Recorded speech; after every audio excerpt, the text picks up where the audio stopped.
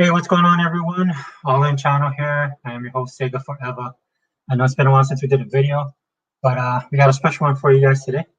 As you guys can see on the screen, the one and only Hebot, the world's most powerful gamer. Hey, Hebot, give yourself a shout out, man. Hey, what's going on, my brother? How are you guys? I'm the Sega Forever All In channel.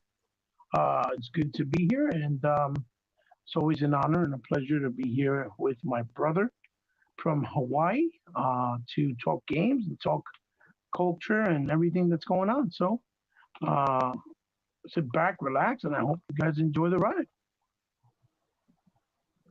Yeah, I appreciate you coming on. This is something that we've been trying to put together for, I think, over a week now. Something that I wanted to do for a while, to Absolutely. reintroduce this my podcast back to my channel. I know I've been incognito as of late.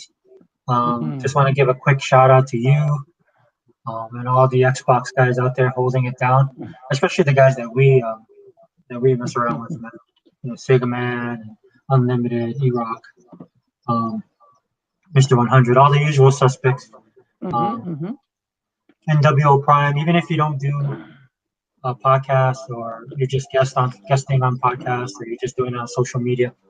Um, hat tip to everybody out there that's been doing this since 2013.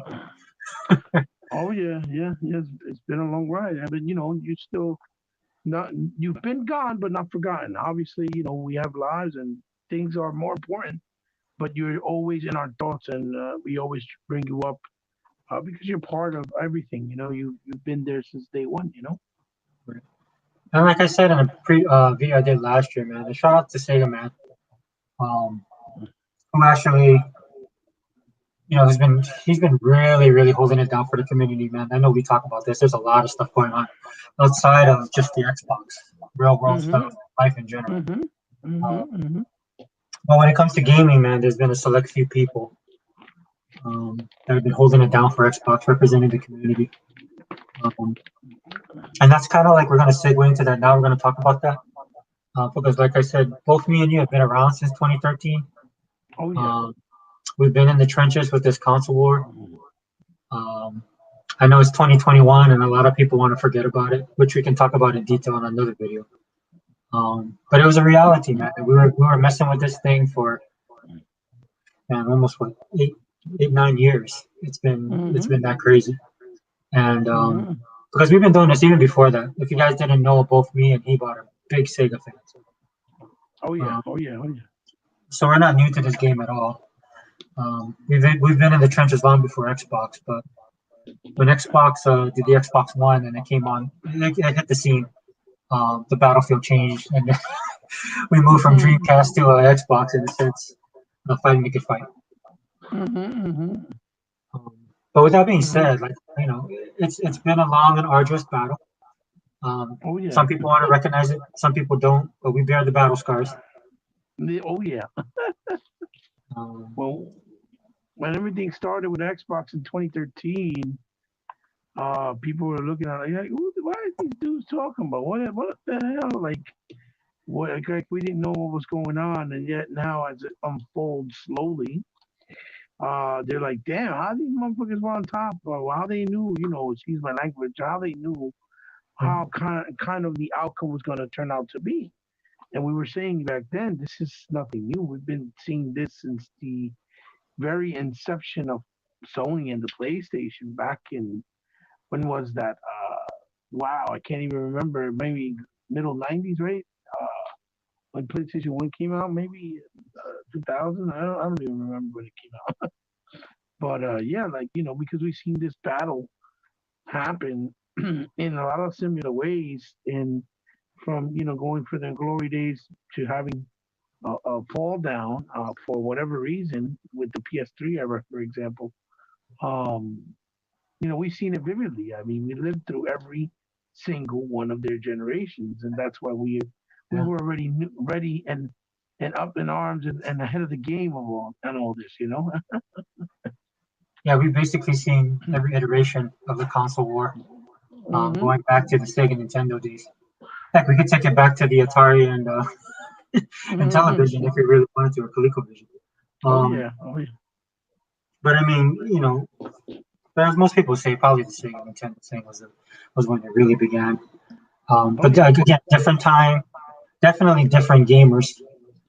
Um, yeah. this our modern gamers, that's a whole other beast. And like I said, we'll talk about that on another video. But our focus today, we'll be talking about basically overall is changing the narrative. And like I mentioned, the 2013 issues because Microsoft has come a long way. I mean, they're not the same company in Oh yeah. 2021 that they were in 2013, and a lot of it is just by sheer will.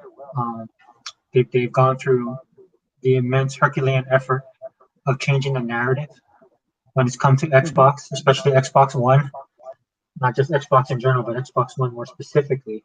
And like I Right. said, me and Ebot's been here since the beginning, um, and others since the beginning, fighting this fight. And like we're still here. We have other guys out there that's still around. Um, a lot of them I mentioned in the beginning of the broadcast, but we lost some people along the way. So Casualties of wars. yeah, thanks, bro. Casualties of war. We won't name any names in this one, but yeah, we're definitely what are we? We're battle worn, man. We're battle ready. We're battle hardened. Hmm. Yeah, but a lot of people have fallen off on the wayside. Here we still are, and we put in our time, man. We fought the good fight, and now we're gonna reap the rewards. Hmm. And again, that's what this video is all about. Microsoft changing the narrative. And what we're gonna do on this channel, and if Hebot can join me for this series because I really love his insight, his input. There's nobody else I know on YouTube with the knowledge, not knowledge just either by book or mine, but also through experience, which is impressive to me. Um, there's not a lot of people out here who are on gaming channels that have gone through the iterations of console generations like Hebot has, or the experiences. And I'll put Hmm. myself on that as well. I mean, even though I've been in this battle for, we've been gamers our entire life. Yes. Um, but I've always been impressed by your substantial amount of knowledge, your vast I knowledge of mean, not just gaming but pop culture in general. Um, it's very kind of you. I mean, I just like I always said, I don't even know how to respond sometimes to the wonderful respect and not and kindness that people like yourself, that you've done for me or towards me since the very beginning. And I always said that it's not, it's just something that naturally came, since I came on the scene playing video games and got into the culture.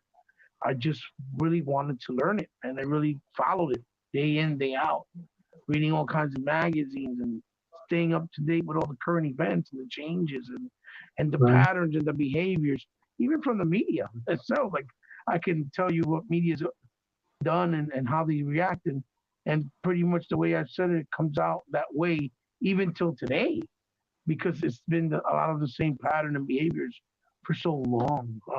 But you make me feel extremely humbled and obviously uh, I feel very grateful and blessed to still be here and be able to share the gaming culture and love with someone like yourself. That's a good friend to me in real life, but also through gaming with our commonality that we share. So it's always, very. I mean, I'm honored to be here. Basically, what I'm saying, and I'm so grateful to have people like you that really respect me and what I try to bring to the table to the community in gaming.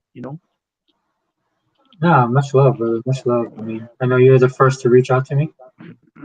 That's much appreciated. But I really want to, whoever watches this video, man, really want it to sink in. It's not just what you know, man. It's just how you're able to recall a lot of this stuff on a whim. I've been on. We've been friends for a while. I've been following you on social media forever, and we've been in this Xbox community for a long time. And Right. that's just something I've always appreciated, man. I mean, we're about the same age, and I've gone through the same experiences as you, but still, being able to recall stuff on the fly, especially when you're in a podcast or when you're just doing one of your videos. that I think to me that sets you apart from everybody else, and that's why I'm really happy to have you on here. Yeah, the pleasure's all mine, brother. You know that. Well, because the stuff we're going to talk about, and we need somebody with your bona fides, right, to talk about this stuff Well, because we're going to get a little bit deep, man. We're gonna get deep. someone with my outlook. Yeah, dude, definitely. I mean, you got I got you. like I said, I follow you on social media, man. I've seen the pictures. We got the receipts. Right? I see your comments.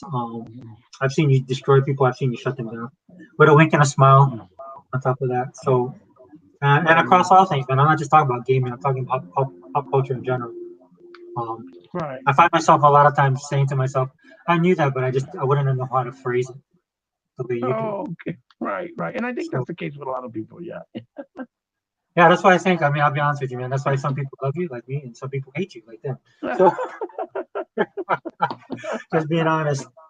Um, Hey, I wouldn't want it the other way. yeah. Well, and then that's why. So, like I said, these videos we're going to be doing, man, it's going to be kind of deep diving um, because I really want to focus on what's going on currently. Um, and as you know, we'll segue into this. Basically, for me, it's starting with now with the purchase of Bethesda or Microsoft Absolutely. purchase of Bethesda. Now, for people like me and you, right, we've Hmm. seen this happen since we've been in at 2013, Hmm. and Hmm. over the years up until now, we've seen Microsoft make those changes. In fact, I'll go as far as to say that Microsoft, especially with their Xbox or Xbox with their console, is totally a different console from what I thought they were going to be. They're not the same console as 2013 because in 2013 I purchased the Xbox One for the all-in-one system that it was supposed to be, right? Okay. Right. Right. Hmm. Um, but what ended up happening is they're not that console. So if there's anybody that should be upset at Microsoft, it should be me. I won't speak for you, but it's definitely me because No. they've gotten. Oh, go ahead, my brother. No. No. I could definitely see where you're coming from because there are a lot of things they did that I truly uh, was was really enjoying and all in for it as well. And due to the smaller vocal minority and them listening to them, they actually changed them. And I think that kind of made them lose a little bit of their identity, being themselves, so to speak. So I Right. can understand where you're coming from. It's interesting because I mean, I think it's fair to say this way, right? They were basically taking everything and just throwing up against a wall to see what would stick. Um, Hmm. I can't blame them for it. They were getting all the bad, the press, the fanboys, their own fans, supposedly, right? They're Hmm. getting a lot of hate.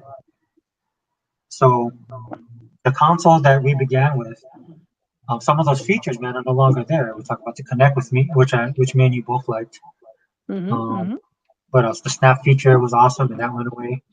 Yeah, Snap now Upload Studios. Upload Studios. I mean, there's a whole list of stuff that we could talk about. Um, Hmm. but the main point being that Microsoft has gone through some changes. And whether we agree with them or not, they basically just gone ahead to the point where we are now. But where my opinion, and I'll ask you this too, but I'll preface this next segment with where I think Microsoft started to change was in 2015. Well, first when they put Phil Spencer um, head of both games, and then now the head of Xbox in general. Right. Probably the Hmm. best thing that they could have done. Yes. Uh, but where I started to see the change was in 2015, and I was trying to find the interview and I couldn't find it. Um, but basically, it was after E3 and then Microsoft being Microsoft, taking the high road all the time. It drove a lot of us nuts. Um, but Phil Spencer had an interview, and I can't remember who the person was. It was actually a good interview. The guy was asking him really good questions, Yeah. and basically Phil Spencer was pretty much trying to tell them because this was still when the console sales thing was raging. Um, and Phil Spencer basically said, "Look, this is our focus. This is what we're going to do." And the way he explained it opened my eyes. It made me realize that Microsoft was looking towards the bigger picture. Um, Right, right, right? And by bigger picture, I mean where we were in the trenches fighting the daily war with the console silliness, right? Phil Spencer had a bigger plan, mm-hmm. and I think it's suffice it to say that that plan has become a reality. Right, right. And so basically, this is where we're at now. And I think that was the first time that I actually realized that Microsoft had a plan. And it amazed me that people are still hating on them. And you remember that time. You know what I'm Yeah, saying? yeah. Mm-hmm. I Well, I mean, no mean, matter what, no matter what Microsoft did, they could do no right. right. Mm-hmm. Well, So, I oh, mean, go ahead, brother. the whole shift, the whole change is basically, as we come to find out later on, or just as of recent, where we found out where they were at a point where internally, right, internally, Right. they they were considering shutting down the Xbox division Yeah. as a whole, or perhaps maybe selling it off, right? And we were all hearing rumors about it, but you know, obviously us not being insiders, we weren't going to be as cocky or as bold to say, oh yeah, that's exactly what was going on, because the truth of the matter is, it was all rumors. We didn't work for Microsoft, just like a lot of people in this industry and in the community don't. Well, And they were just saying, this is what's going on. well, I'll say Um, this. I'll say this. We were so busy fighting a console war, mhm, um, mhm. that we really couldn't focus on some of the negatives. Or we've had discussions about this, man. There's some things we wish Microsoft would not have done or would have done. But the assault, man, was just so. I mean, you're getting it threefold, right? You're getting it from fanboys, you're getting it from media, and then you're getting it from people that are supposed to be fans of the Xbox. Right. In all fairness, right? I'm sorry. Go ahead. No, no, no, no, no, not at all, not at all. Yeah, you're getting it from all the sides. Um, that everybody was just like, even the people that were supposed to be, quote unquote Xbox strong, right? Um, they were throwing shades themselves, right? Yeah.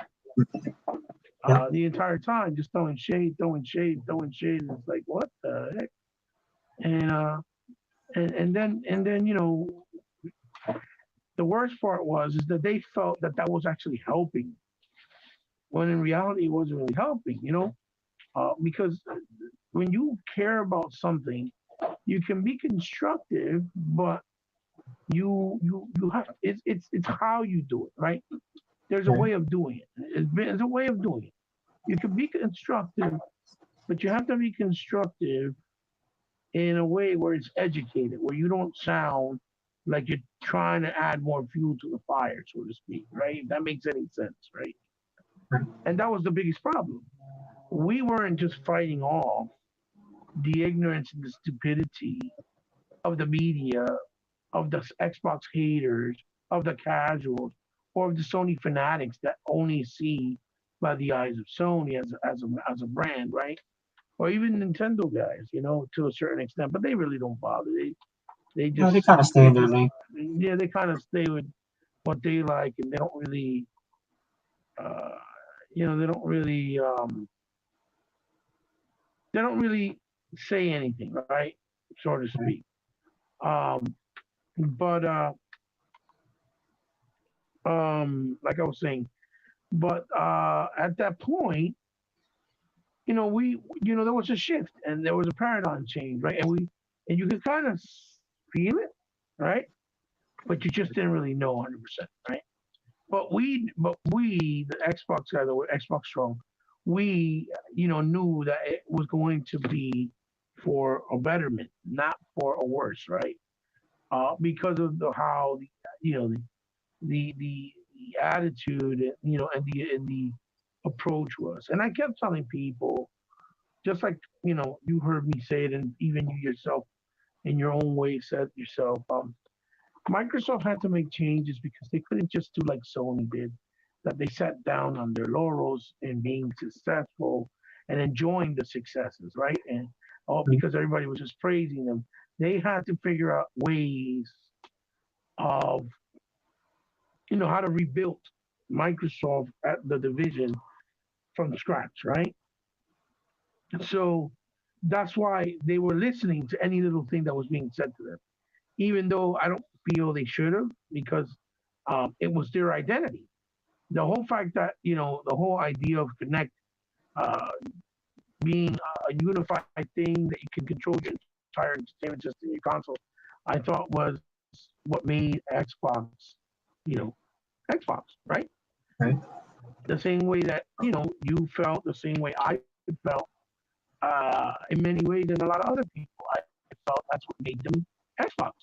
The fact that they had, uh, that own identity that made it distinguished, that made the console feel distinguished and different from whatever else was out there.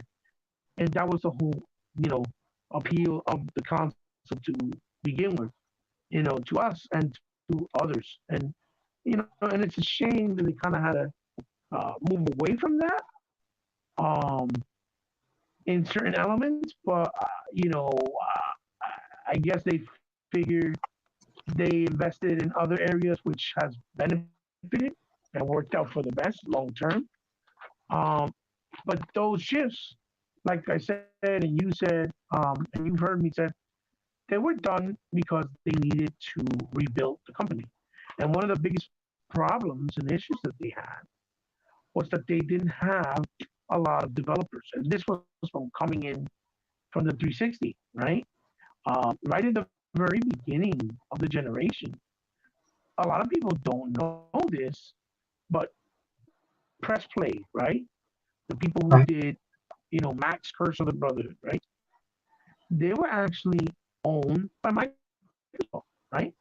They had like a 5-year contract since the 360, and that contract depleted, it ended, and they decided they wanted to go on their own independently because this generation also became the generation of a lot of developers trying to find themselves with their independency in a lot of ways.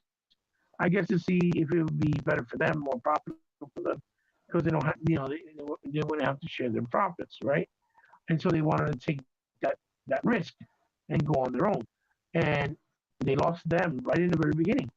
They also lost Twisted Pixel, like the very first year, which we all know did wonderful games like Motorcycle, which was criminally underrated even to today, and it was one of the most unique and most fun and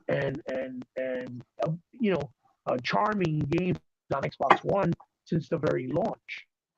And they also did things like Comic Joker, and they let go of them as well because they went also on the independent route, and in the beginning of the generation.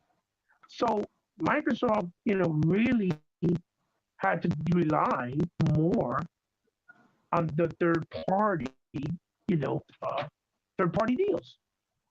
But then, when everything went down the way it did with Titanfall, that they helped, respawn when what's his name did his studio, and once they had Right. success with Titanfall 1, they went and got snatched up by EA right away because Microsoft didn't have the green light at that point to start buying and ingesting studios.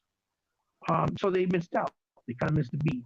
The same way you've seen the documentary that came out recently about Killer Instincts, where they spoke about how Iron Galaxy was under the contract where they were independently owned uh, from the 360 era, right? Right.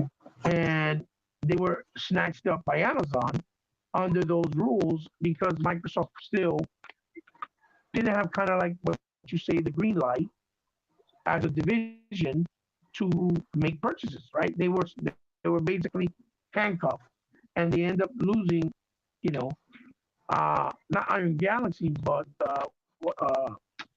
what they call Double Helix, right? I think Yeah. it was Double Helix, right? Which was originally called the Collective. They're the guys who did games like Buffy on the OG era, and you know the wonderful Indiana Jones, and they were the ones who brought back you know and they pitched with Ken Love, they pitched Killer Instincts, the remaster or reboot or rebirth for the Xbox One, which was highly successful, and because they couldn't make those moves, not having the open purse, so to speak, they lost an opportunity in picking them up right now as picking them up as well. And right now, you see how Killer Instinct is kind of in hiatus because most of the fighting genre developers are Japanese, right? They're either owned by Capcom, by Arc System Works, by Atlas, by Bandai, so they cannot be acquired or purchased by Microsoft. And Iron Galaxy, they kind of just do touch-ups and remasters and the refreshes of existing games. They never really did a game, for example, from scratch. So I don't know if either they don't want to have that responsibility to build the game from scratch and become, actual full-on fighting game developers, or if Microsoft just doesn't have enough trust in them to do it from the very beginning, or take that responsibility, since it's different than just touching something up that was already created and started the foundation by someone else. Even though they've done a fantastic job with Killer Instincts, I'm not to knock them at all because I think they've done a phenomenal job. Um, and that's kind of an IP that worked in a lot of ways in a very good way for Microsoft this generation. So I really want to see it come back. So not to sound too long-winded, of course, um, that was one of the biggest problems. So they lost a lot of developers. So in essence, they really didn't have developers. They just didn't. And that was the main reason why they needed to go out and start to purchase more developers, especially when the Game Pass uh, service came into play.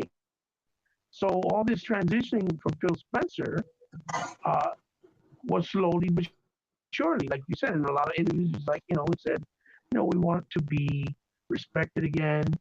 We want to be put the gamers in the forefront again. We want to get the respect again and the love for the PC space. A lot of things they were doing. We want to learn how to keep the preservation of our older games for our gamers so that they don't feel tied or stuck to their older consoles and they can come forward with them.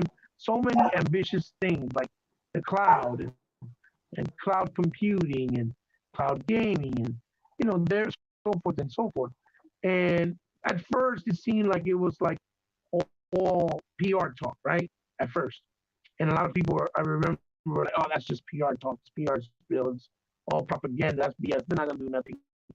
But come now and fast forward to 2021, and we see that, like you said earlier, so eloquently, that the fruits of their labor is starting to show. And now everything is different with everybody, within the media, the haters, the people that doubted, because people basically put their own shoe and their own foot in their own mouth.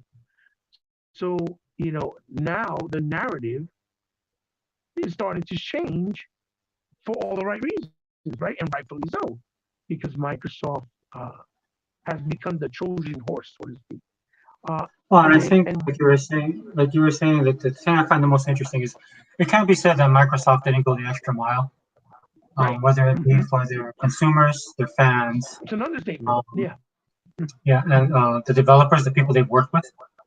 Hmm. They took the long mile, is what I'm trying to say. Hmm. Yeah, yeah, You've yeah, seen yeah. it in their Absolutely. presentations, yeah, the E3s that they've done, how they always put their fans first, in the announcements, Hmm. and even when they were getting a lot of hate, which I thought was unfair, where people were projecting themselves upon what Microsoft was trying to do or not trying to do, but nobody really knew.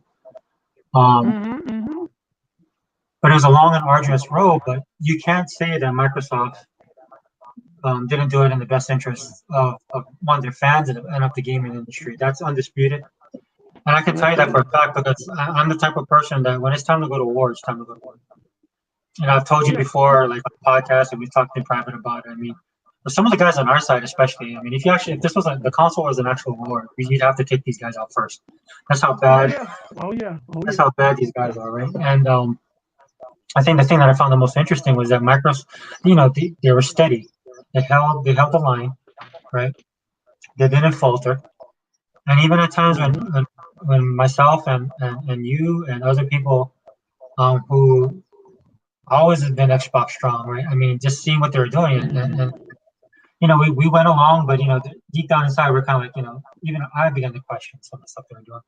I knew what they were doing, I could see what they were doing, but at the same time, it's kind of bittersweet because you're actually going through all of this stuff. Um, No, it was frustrating, definitely. yeah, but now, I mean, we can actually sit back and see, like you're saying, the fruits of or like I said earlier, the fruits of the labor, but you were just alluding to, um, how far they've come, how their game plans worked, and I can actually see a future. So let's sorry.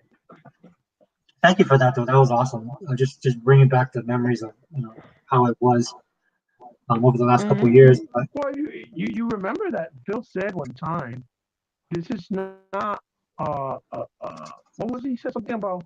This is not a race or is this not a sprint? It's a race or something like that." I forgot what was the saying he said. And I guess that's what he was meaning the whole time, that it was all going to take time, but you win slowly and gradually by preserving your strength, preserving your air, so that you can make it to the end, end of the line, while everybody else is tired out. Because you know what I mean. well, I Um, guess like hindsight is 2020, definitely. Um, mm-hmm, but you can see it now. You can see it now as clear as day. Especially on our mm-hmm, end, and we've been watching this for a long time. He did make the changes slowly. It was very subtle. And of course, if mm-hmm. you're a person that just hates Microsoft and Xbox, you won't give them any credit. But for guys like us, I mean, we've been seeing it happening. You've been seeing it turn to ship. A lot of people, don't realize that when you have a ship that's huge, right, and you got to change course, it's not always instantaneous, right? It takes some maneuvering, man. It takes some, you got to plot a course. You got to Oh take all yeah. the pitfalls into consideration. And I think that's the most interesting thing I find about all this. That's why with the whole Bethesda thing. Yeah, I'm sorry. We'll get back on the Bethesda stuff, but we had to set the groundwork for that before we get into this. Oh Um, yeah. because, like you said, they were doing it little by little, right? So they built the relationships they needed. Again, going back to like nobody can question what Microsoft and stuff. They were the good guys, right? They took it on the nose, they took it on the chin, and it just kept going on.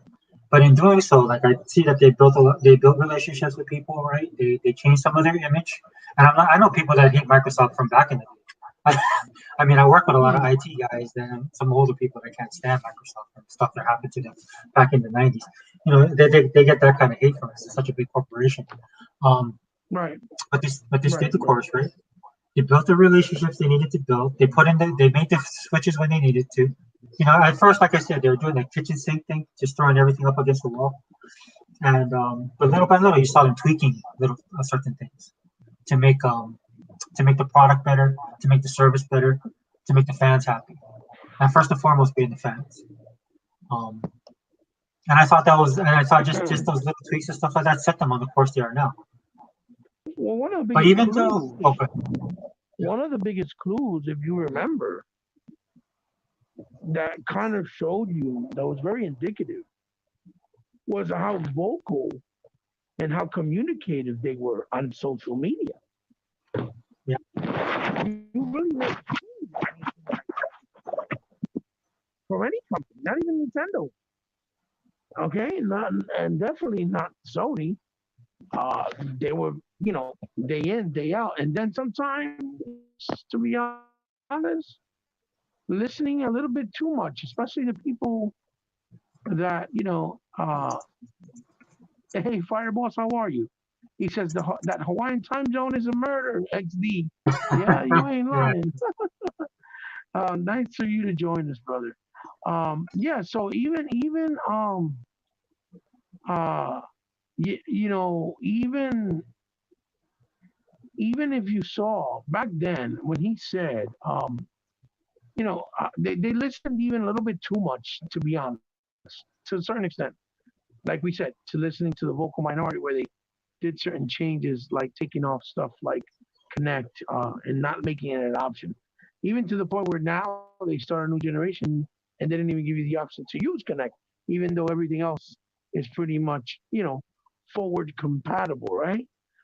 Which is a little disappointing. Because that the things you could do with it was great. It was a unified experience. It wasn't just You, something you that know was what, dude? created for games. Hmm. You know what? I would prefer.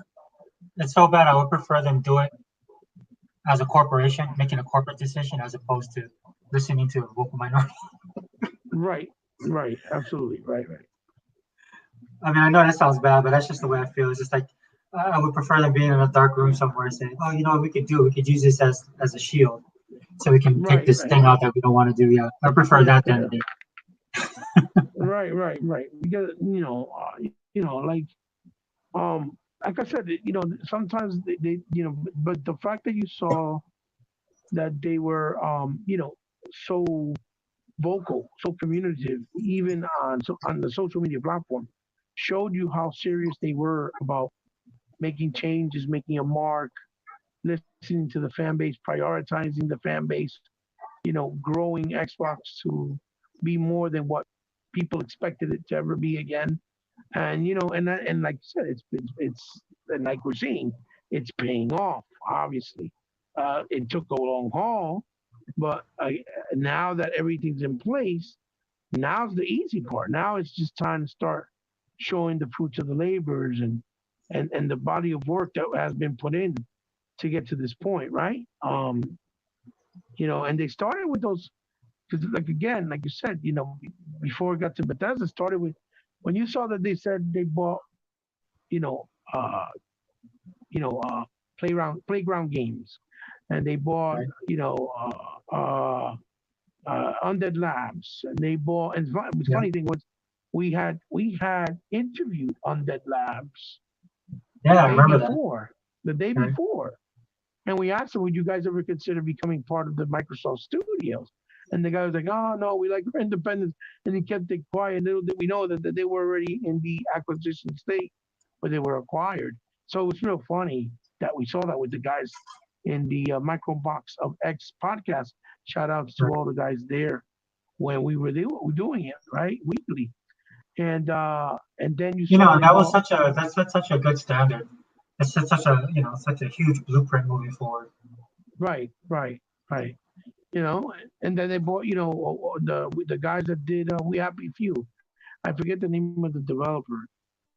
Forgive me for that. Um, and then they announced we're building a studio for quadruple A games or uh, uh, right from scratch called the Initiative. And then, for Christ's sakes, Ninja Theory with the success of Hellblade, which they've personally been a fantastic developer for many many years, in my opinion. Uh, Going way back when, even on the OG Xbox, when they did the party game Kung Fu Chaos, and then they did Heavenly Sword for PS3. I said these guys have a lot of potential, and I'm glad that they came back to Xbox because they and what they said in the featurette where they made that choice because Microsoft gave them their shot, right? Gave them their opportunity to get into the gaming scene, right? Right. He says it's a mixed bag. I agree with y'all on that thought, but there's good there's good that has come from them listening. Oh yeah, yeah, absolutely. That's what we're saying. There's a lot of good that's come from them listening. That's the whole point. But sometimes they listen a little too much. That's how well they listen. Is basically what I'm trying to say, Fireballs. That they listen so well that they listen too much. Um, and that's not a bad thing, for sure. Maybe unfortunate for certain things, but definitely not bad. So yeah, so seeing all these acquisitions from these smaller, and then they picked up Tim Schafer, right? and his team, Right, uh, right. before even Bethesda, they got so many people in under their arms that you started to see. Well, these guys are serious about Xbox, the brand, that what they want to see as their vision for Game Pass, where it's kind of like a Netflix structure, but not exactly like Netflix because obviously you have ownership, you have options and abilities to buy them at your own leisure, and to buy it, even with discounted prices. Netflix you just rent and you never own, and they take in and take out stuff and you can never go, get access to it again, which is not the same thing with Game Pass. Um, but it's kind of structured like Game Pass. So I mean, like Netflix. So, uh, you know, at first when you see it, you're like, what? And then obviously when they made the announcements of adding the exclusives, that was even scary because people, even myself, I was like, wait a second, but how's that gonna work? Um, you know, but I you know, definitely, I definitely have thoughts on that, and we're gonna do a separate podcast just for Game Pass because it needs to oh, be okay, addressed. no worries, Definitely. right? Oh, no, So continue. Yeah. I'm just saying to come to the point where Bethesda being the biggest acquisition, and when you saw him doing little things like making a deal with Mojang to preserve Minecraft because the guy said it was too much work for him and he wanted a company that could handle it, and he chose Microsoft, and they made that money back in like 6 months according to their Right. reports. Um, Things like buying Havoc, creating the adaptive controller for the disabled so they can come in and play and everybody be part of the gaming experience and not have to feel left out because of a disability, physical rather disability. And even when they went into Epic, right, and said, listen, can we please buy the Gears of War IP from you because they didn't own the IP, to protect it and preserve it, to continue it forward for many years under the Xbox umbrella. All these little moves they were doing, little by little, little by little. Uh, it was all part of the moves playing chess from Phil. And now we see it. Obviously now we're starting to really see it with the Yeah. There's acquisition a of there there's Bethesda.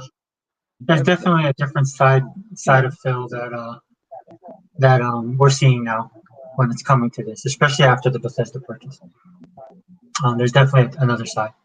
And Hmm. I mean, going through all the long history, the reason why we did that is because, through the ups and downs, through the good and bad, um, Yeah. Microsoft stayed the course. And they stayed the Oh course, yeah. Yeah. and it was beneficial for all of us. And just like Fireboss was saying, it's a mixed bag. I agree with you on that thought. But there's good that has come from it. Yeah, in fact, there's nothing but good that came from it.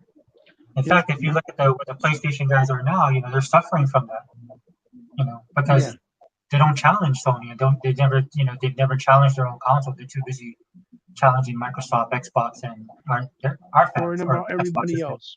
Yeah, Right. except themselves. So now they find themselves in a precarious position, but we won't get into that. We'll get into that in another show. But the Hmm. reason why we say that because it's just the purpose. Because what was happening all this time was, again, all the hate Microsoft was getting from the get go, man. They probably had one of the best launches. I'll compare it even to the Dreamcast.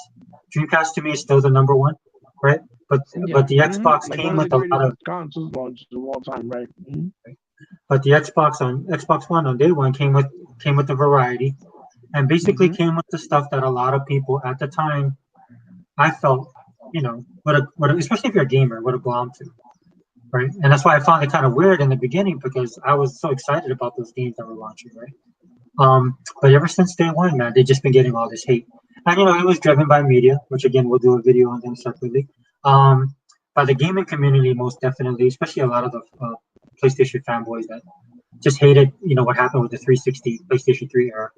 And we'll deal with the community in another video. But we say all that just to say that moving forward, Microsoft had a lot to prove. They made a lot of changes. Just to recap, they made a lot of changes. They did what everybody wanted, right? They they they, Yeah. they made the changes. They did what they needed to do, and then they came to a point where they basically took all the negativity and then they flipped it. and they flipped it. Looks like I lost Heba.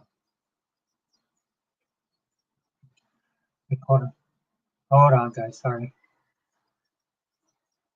So they basically flipped it, right? And then now we're sitting where we are now, which is the purchase of Bethesda. Because as me and Hebot, as longtime Xbox guys and other guys in the community that's been hardcore Xbox, don't get me wrong, we're looking at it from a certain type of perspective. So as Microsoft has ebbed and flowed and they've tried to make changes here and there, we've seen what Microsoft has been doing. We might not have known the whole picture as we described. We might have questioned them at times. That's most definite. Um, but going from 2015 on, like I mentioned, when Phil Spencer was talking about a bigger picture, as the years went on from that, especially after every E3, every new console iteration, right, that they launched, whether it was the Xbox One X, now we're in the Series X, S and X, all of that things they did, the controllers, right, the peripherals, building their relationships, doing what they need to do to put themselves in the position where they are now, to try and change that image, right? And like me and Heba, we could see it, and we could see it coming. And I'm pretty sure. I wish he was on here. I don't want to speak for Heba, but I know that for us, especially, I'll just speak for myself here. I know for me, basically watching everything that was happening, personally, I felt that they just needed one thing, that one special thing, that one little spark that would end up changing the conversation, that would actually flip the console world on its head. And that finally happened. And that's what this video is really about, is Bethesda, the purchase of Bethesda. My first frustration with Phil, is he's drinking too much. And regaining Miss Walker and the Tagagi, those two already started wanting to return to seeing these Japanese content. Yeah. It won't hurt them to have the Japanese content. The only thing I'll push back on, kind of, Firebox, is the Japanese market is going through its own growing pains. I think Japan in general. I follow a lot of stuff in Asia Pacific. Of course, as you know, I live in Hawaii. And I'm talking beyond just gaming, man. There's a lot of stuff going on in Asia. I follow a lot of it. I know your prior army. I'm talking about geopolitical, national defense. There's a lot of stuff going on with all of these countries, man. Their economies and the whole coup thing going on right now, pandemic stuff. It's affecting all aspects of their culture. And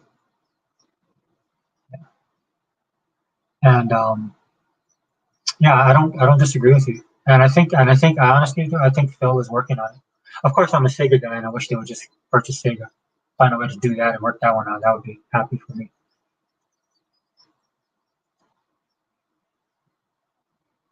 Yeah, they have, dude. They really have changed the narrative. And the reason why I say that is that I talked to Hebot about doing this podcast, and like I said, we're going to do a series of these videos.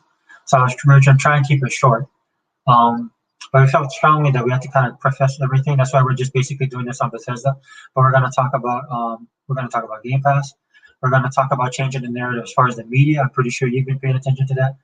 The gaming communities, how this Bethesda deal has changed that, because a lot of these guys right now are just go on YouTube, man. You go on YouTube and do a search and see how much more positive things are becoming, both in the media and with the gaming community. Right, and a lot of it's due to Game Pass. So again, I won't go into too deep with that. But yeah, the straw that broke the camel's back was this Bethesda deal. And look, I was telling you, I was just going back and watching some of the stuff, and it's been awesome to watch. Just go back 6 months ago when the news broke, and basically look at what everybody was saying. It caught everybody by surprise. I mean, everybody knows Microsoft has money. Everybody knows Microsoft. Everybody basically knows Microsoft can do what they did. They can buy Bethesda. They can buy other studios and stuff like that. But for them to actually do it, I think that's what threw a lot of people off. Is that they actually went ahead and did it, and nobody was expecting it. And the way Phil Spencer is, man, and Microsoft in general, especially the Xbox division, there's a lot of rumors that get put out there. I know we add to the speculation, of course, from more of a fanboy or a fandom type of perspective, right, where we enjoy this kind of stuff. But for them to actually do that, to make that purchase, I mean, it totally rocked the industry. That's probably one of the biggest things that ever happened in decades. And it totally rocked the industry. Hey, welcome back, brother. Hopefully you can hear me. I can hear you. Can you hear Oh, me? yeah, I can hear you. Yeah, yeah. Sorry about that. Just dropped out for some odd reason. It's crazy. Like How's it Fireboss going? was saying, man, we're in I'm in Hawaii, so I mean, and you're in New Jersey, so I mean, it's crazy that we can even be doing this. Right. No, no. It was. What happened was I received a text, right? So Right. I clicked on the text because I have the Surface Dual, Microsoft Surface Dual. So basically, I could do multiple things at once while I'm doing the podcast. But I went to see what it was, and it kicked me out for some odd reason. Oh, I see. So I apologize for that. So he's saying Sega might be a hard one, as those fogies running it are too absorbed into making it till it's a husk, a dried husk. But if anything, they should strengthen their partnership a bit more. Well, the thing is with Sega too is, there's a lot of they don't have.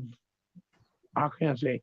I was reading an article which I put it up on Twitter not too long ago. I could send it to you too, Fireballs, where there's a lot of restrictions that are created by Japan as far as acquisitions of Japanese companies by foreign companies, or American-owned companies to own Japanese companies.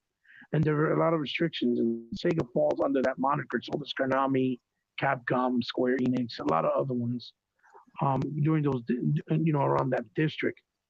And I think Sega has slowly but surely seen that the relationship with Xbox and the Xbox fans um, is a right, or was the right decision, and move and approach by them, which they hadn't done in a while. I think the labors that they're seeing, the fruits of the labors they're seeing now with putting the Yakuza series and bringing Judgment soon, and having other stuff Sega related on Xbox through Game Pass, and seeing the reception is getting, is making them think differently about their approach, especially with the online, with Fantasy Star Online, Fantasy Star 2. It's done fairly well as well, even though it's a free to play. So um, I just think Sega would make the most sense because they've had a long history with Microsoft, and I think that would be the best place for them in the position that they're in, that they have a lot of IPs that are very expensive to probably recreate and re you know rebrand for the market of today. You would need a lot of backup money wise, uh, from a company like Microsoft, where they can help them build these studios separately, where they can have their separate divisions and their studios that are Sega, but that they're separated, like the way they had, Hitmaker, the way they had AM3 back in their heydays, where they can concentrate on the games they do the best and make up, and that they make that are best, they're best known for, and make them to the highest quality. I don't think no other company can provide that for them, because Microsoft also has the experience in the gaming scene, as we all seen how Google has faltered with Stadia, and Amazon's not really doing too well, because it's not just about having money, it's about knowing how to play the game, because you have to put your foot in the door, and you have to kind of build that relationship through many, many years, to many falls and picking yourself back up, and trials and tribulations, which Microsoft obviously has done. Um, and that's why I think Sega would be a good acquisition for them. But again, I know that's a pipe dream because, again, during under the restrictions of Japan, I doubted if they would allow them to, even if internally at Sega they're singing a different beat right now, or ringing a different bell, because the word is that they're really happy. But let's see. I mean, Microsoft could buy them if they have a Microsoft of Japan over there, and they buy them. Well, like a Yeah. Japanese company. Well, I think I'll push back a little bit on it. After Bethesda, man, the sky's the limit. Because like before he came back in, Eli, I was talking about Hmm. Bethesda purchase being the straw that broke the camel's back. Right, Because as we've right. gone through this from 2013 all the way up to 2021 as Xbox guys, we've seen what Microsoft has done, especially with Phil Spencer trying to change this narrative, right?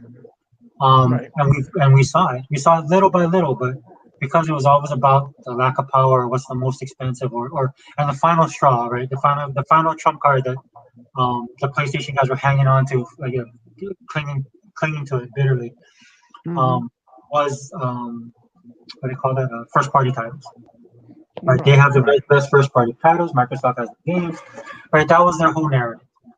And what Hmm. ended up happening, the Bethesda, I say that's the final straw because that Bethesda purchase basically killed everything.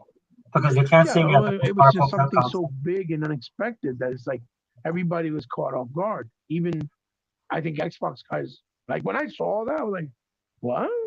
Microsoft bought Bethesda? Are you Well, serious?" Like I didn't even believe it. Right, right. well, I told Fireboss, like we were talking about this last week, right? I was just so what I do is what I've been doing to prep for these series that we're going to do on the channel. Going back and looking at the old videos, man, just the shock. And these guys, and not just the shock from just average gamers or people. I'm talking about the shock from people that are industry people, right? Right. The Yeah. journalists, the Hmm. people on the inside, Yeah, yeah, nobody yeah. saw this coming. And like you said, it totally caught all these people off guard, right? And it changed the game, dude. It was such a huge thing. It changed the Yeah. game to the point It, where mhm. to me, the sky's the limit and anything's possible. And the sad thing about it is, we're Xbox guys, so we're kind of expected to think this way, right? To be this positive. But I think deep down inside, the people that hate Xbox also know this. Well, I mean, this is one of those things that where you it's one of those things that happen that when you see it, you're like, "Oh fuck, these guys mean business." You see what I'm saying? Right. Like they're not playing around. Like if they could buy Bethesda, they could fucking buy anybody. It's kind of like that type of attitude. You know what I mean? So that's why, um, talking about like Sega, right? I mean, yeah, there's hurdles and stuff like that. But we've seen, like when they bought Minecraft, I thought that was huge. Right. Because I play Minecraft. We have kids, right? I play But Minecraft. My kids love but it. it was one of those things that they did because the owner himself wanted out. He couldn't control it. He offered it Yeah. to them. You see what I'm saying? So I guess that's why people didn't take it as, oh well. I mean, they bought Minecraft, but it was because the owner didn't want it. It was kind Well, of brushed off. the fact that You see what I'm saying? they could do that for that money, I think that was the big shocker. But the other part being, like my kids are, they're not as hardcore. They're older now. They're not as hardcore into Minecraft, but they know the guy that created Minecraft. So for Hmm. him to trust them, it would be like if, well, I don't want to compare it to that because people are just, I was going to say Pokemon. But he basically was like passing the torch on to Microsoft that he trusted them enough. Kind of like how Lucas trusted Disney, which we all know that was bad, right? And that was But and that didn't pay off. Right, right, right, yeah, right, yeah, right. that didn't. So we're looking at the other side of the coin, like Knox, Well, right? He here's sold the it off thing. to It Minecraft. wasn't that they couldn't take care of it because I think they were on the right track. I think it was more about the changes within politics, the narrative, the left, the SJW movement within the company. You know what I'm trying to say, and all that. That's what made it actually turn sideways. But obviously, you can clearly see with Mandalorian, they can do a lot of things still at the highest caliber of quality and bring the people back. And I think that's what George Lucas originally saw. I just don't think that he thought his longtime friend and partner Kathleen Kennedy was going to make it about more about the political aspects and views from her own personal lifestyle, right? Well, and plus she wants to put her little footnote in history. Mm-hmm, mm-hmm. Unfortunately, in order to be remembered in history, you have to create your own stuff and not take somebody else's stuff. That's just the way it is. Exactly, Uh, exactly. Because she's been there with him since the beginning, but she didn't create it at the end of the day. yeah, It that's what was makes it him. different. He created it. She just helped him do the work, but he Well, and that's created it. and that's why Bethesda just kills the argument of no games because Bethesda is a self-made company. in the Exactly. highest sense. In the highest sense, right? I mean, they're still independent. That's why Microsoft didn't have to jump through hoops to purchase them. They just Right. wrote the check, and then Bethesda was cool They with it. completely own themselves. Right. Right. And that matters, dude. I mean, for those of you guys who are out there and want to be creative, you have to be creative all the time, all the way, 100%. Don't half-ass it. Um, and so, again, Bethesda being who they are, that just killed the era of no games now. Because everything was like no games, and it's like, okay, no single player games. It was always something, right? And Microsoft, Mm-hmm. like we talked about earlier, Microsoft little by little make those changes, make those tweaks, and then the final straw was purchasing Bethesda. Right. And now that's becoming. Oh, they're trying to monopolize everything. Are they? What? How can you monopolize if they don't even own 1/3 of the gaming industry? Because that's the new narrative. Microsoft is Well, trying to monopolize the whole video game industry. well, I mean, so like this purchase has been so big that it put these guys back on their heels that they just sound ridiculous right now with a lot of the stuff they're Mm-hmm. coming onto. It's gotten so bad that like I was telling you from last week, I've just been absorbing videos. I've just going all over the internet, absorbing articles, absorbing different content concerning this, and across the board, man. I mean, the rumblings that are happening for just this purchase. Mm-hmm. Uh, Mm-hmm. I won't get into too much detail because I want to get into detail again when we do the other series. But Mm-hmm. Paul Tassi, man, that dude from Forbes. I mean, we've talked about him, man. People have done videos on this guy. Um, Go watch his latest video on YouTube. First, I didn't even know he was on YouTube. Most of the stuff I see when people reference him, I used to read Forbes um, for other reasons other than gaming, and then when I should read his stuff, and I was just kind of blown away by how one-sided it was as somebody supposed to be a journalist, especially somebody supposed to be. And even he's singing the sweet song of Microsoft, Right. Mm-hmm. and it's happening all over the internet. So with a lot of these, it's like so these Sony guys are so defensive, right? Because Uh-oh. when they first announced the Bethesda purchase, the very first Yeah. thing that came out of Sony guy's mouth is it was about the exclusivity, right? Because everybody's like, oh, does that mean this is going to be exclusive? And then what did the pony say, right? The first thing they say is like, well, they have to put it on PS5, right? Yeah. Yeah. Yeah. Yeah. Yeah. Well, the first thing they would say is, well, it's not a really a big deal. That's the first thing the ponies just say. Which here's a little tip for you guys: when any PlayStation pony tells you guys that something's not a big deal, it's a big deal. Right? Or 'cause, and they'll acknowledge it and they'll make tons of videos about it. They'll come into your comment section and talk about the trash. But it was such a huge thing, man, that it just knocked them back, and they were just saying stuff that was just absolutely ridiculous. Of course, going back to Right. They, them, they said they said I think one of the things they were saying they have to put it on PlayStation because Xbox guys don't buy games. yeah, exactly. Mm-hmm. Or the argument that they're going to lose out on money, Mm-hmm. Right. Mm-hmm. and it's getting so bad now. It was bad then, and then fast forward to now, it's getting so bad with them now that it's actually changing people's perspective. That's one of the things that changes is changing people's perspective.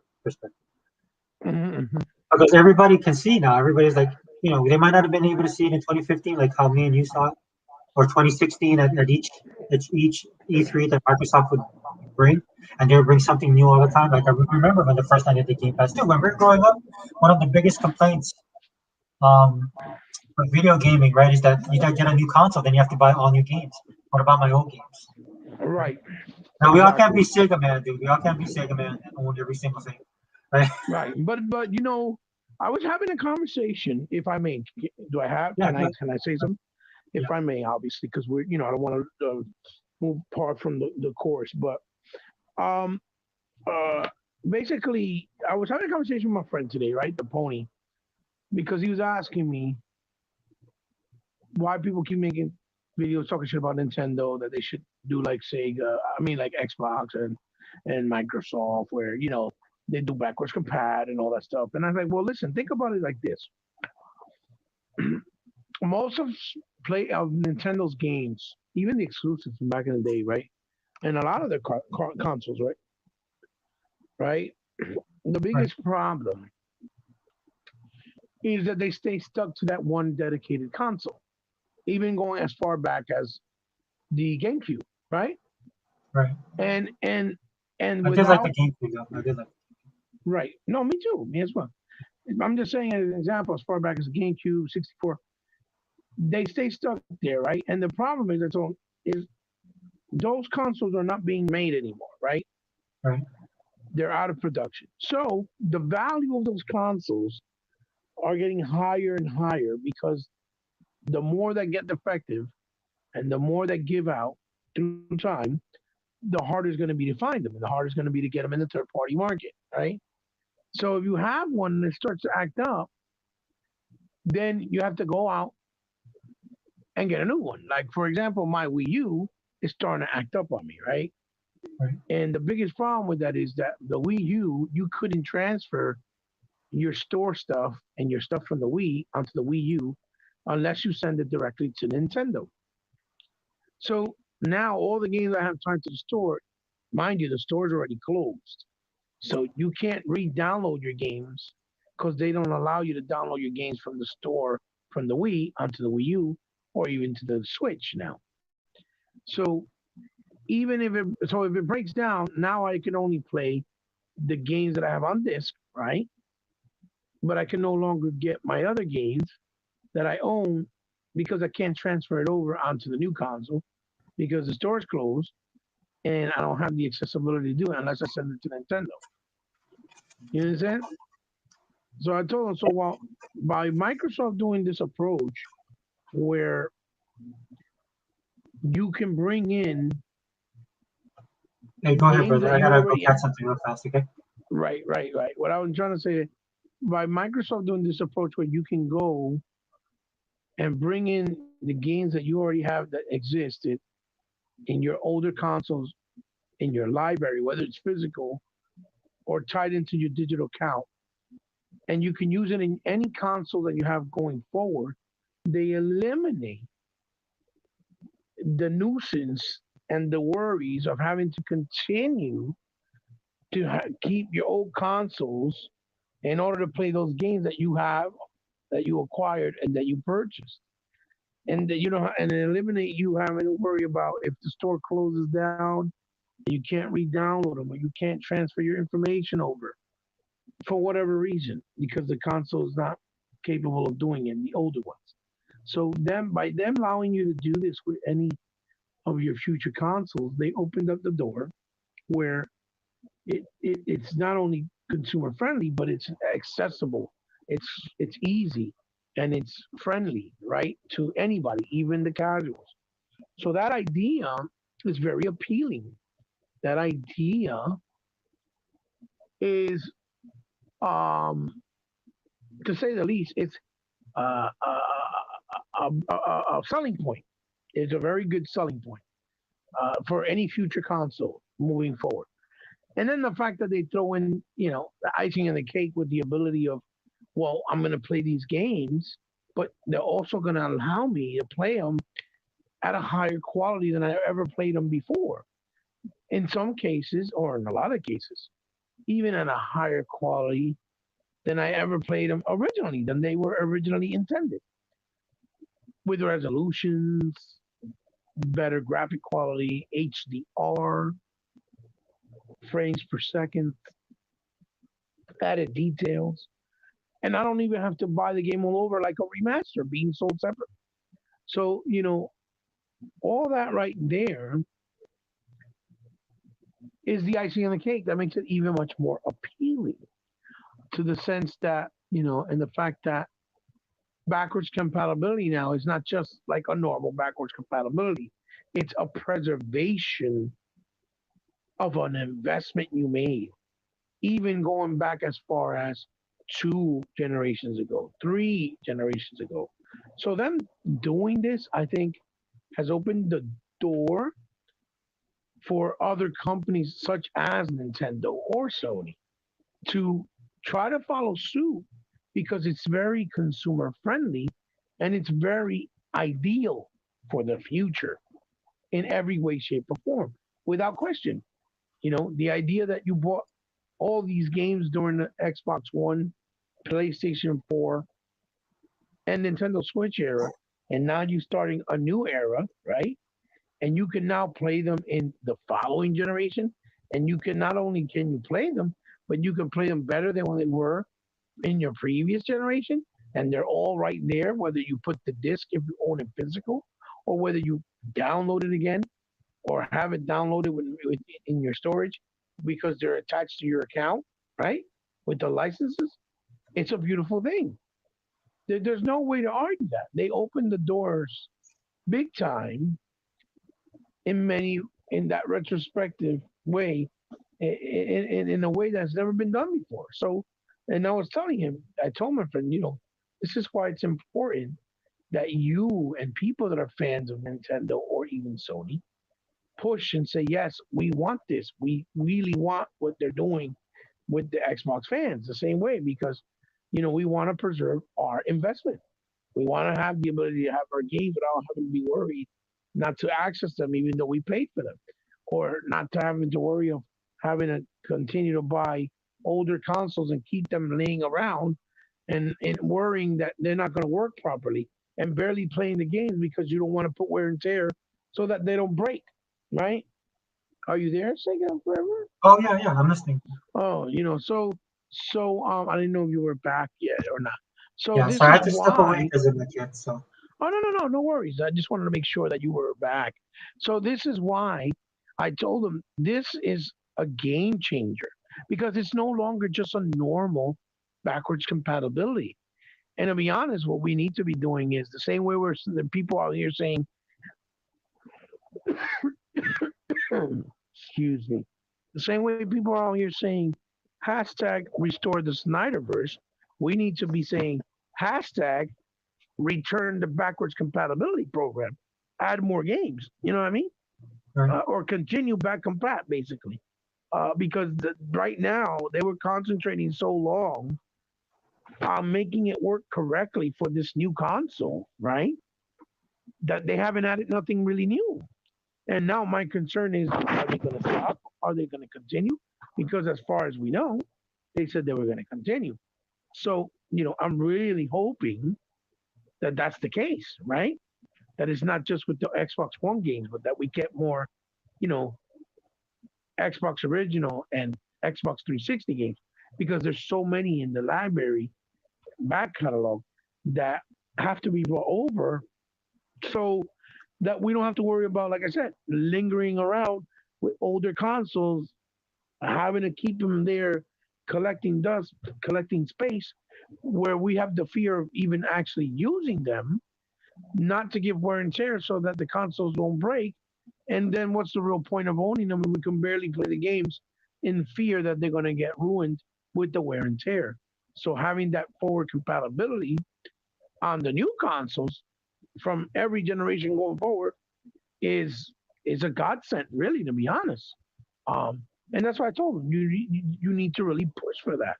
You want to keep buying every generation Mario 64 because they re-release it again. No, of course not. Why would you want to do that when you Yeah, could it'll just take. have the one? Yeah, go ahead.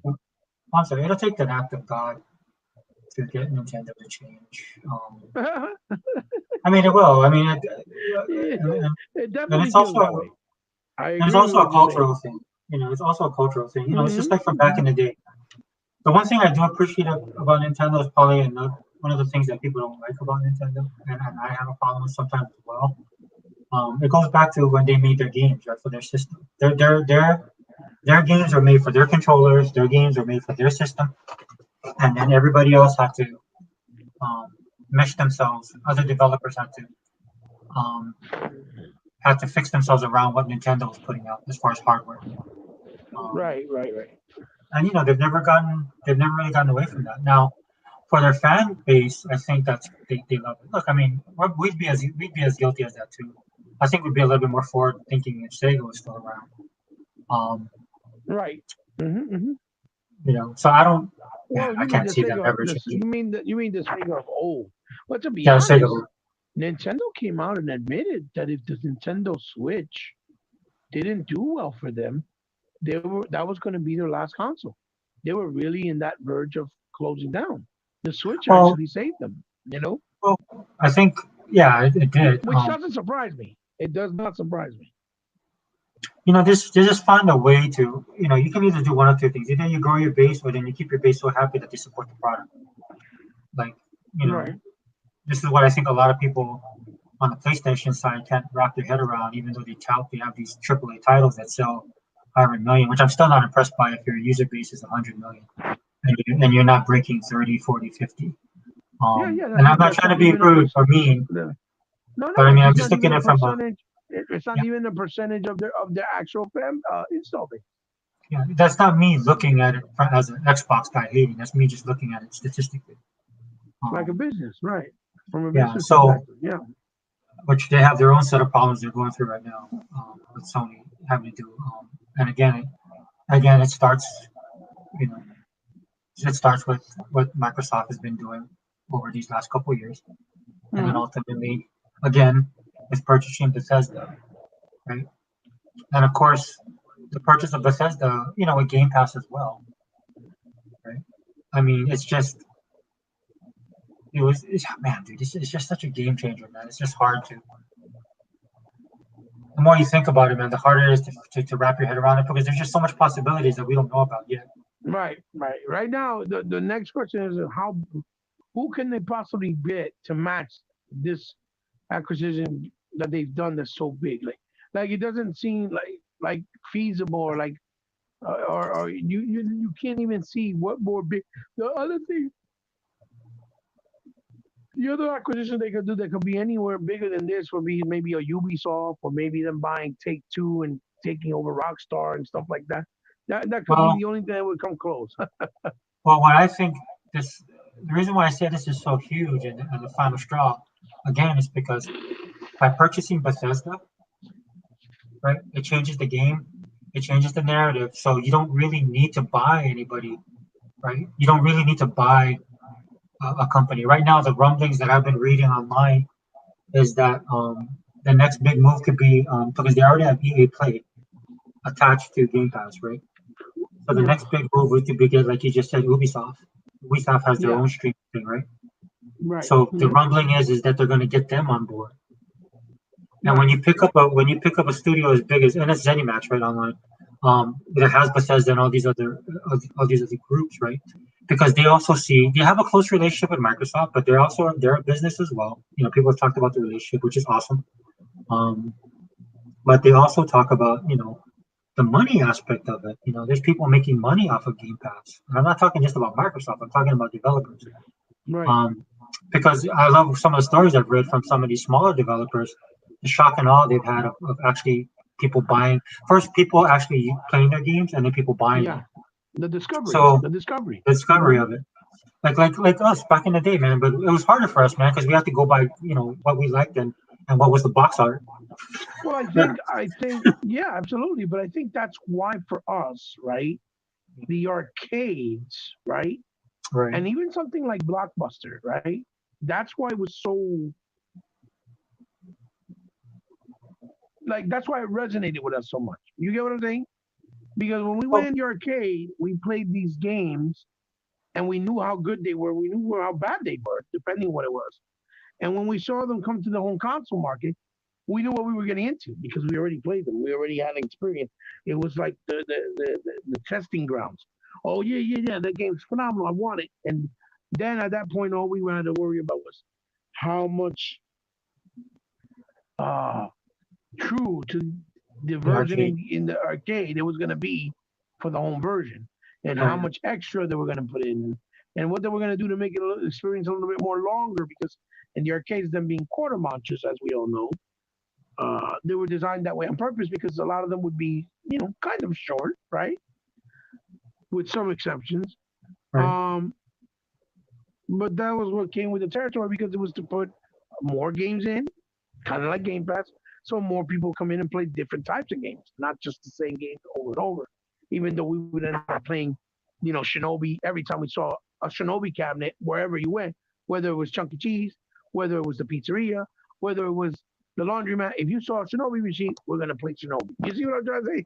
right, right, right, Even right, when you owned it at home, even when we had the Genesis version or the Master System version, we saw the arcade version. We always played that arcade version.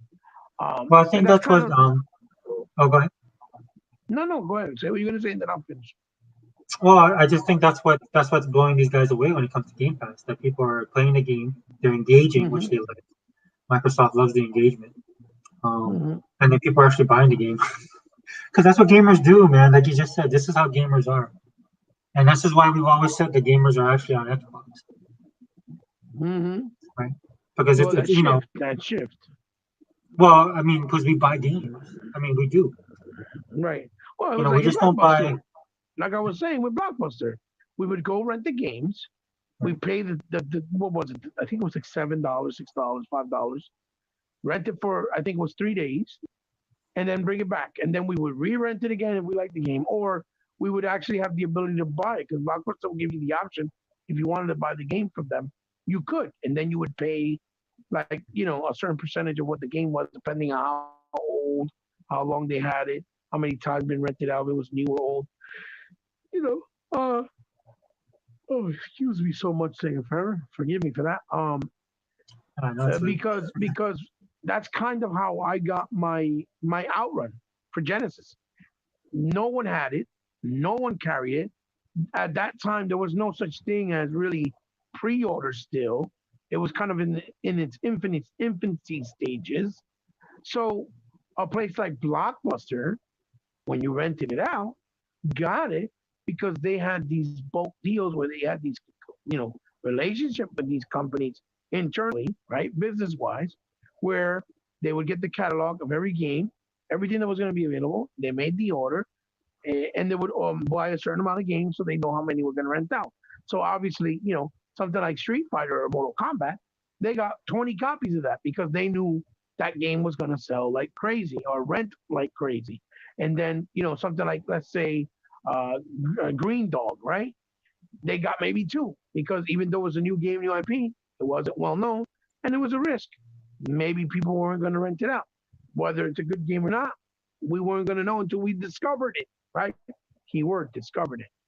And then you would find that out when you would go to a store and rent it.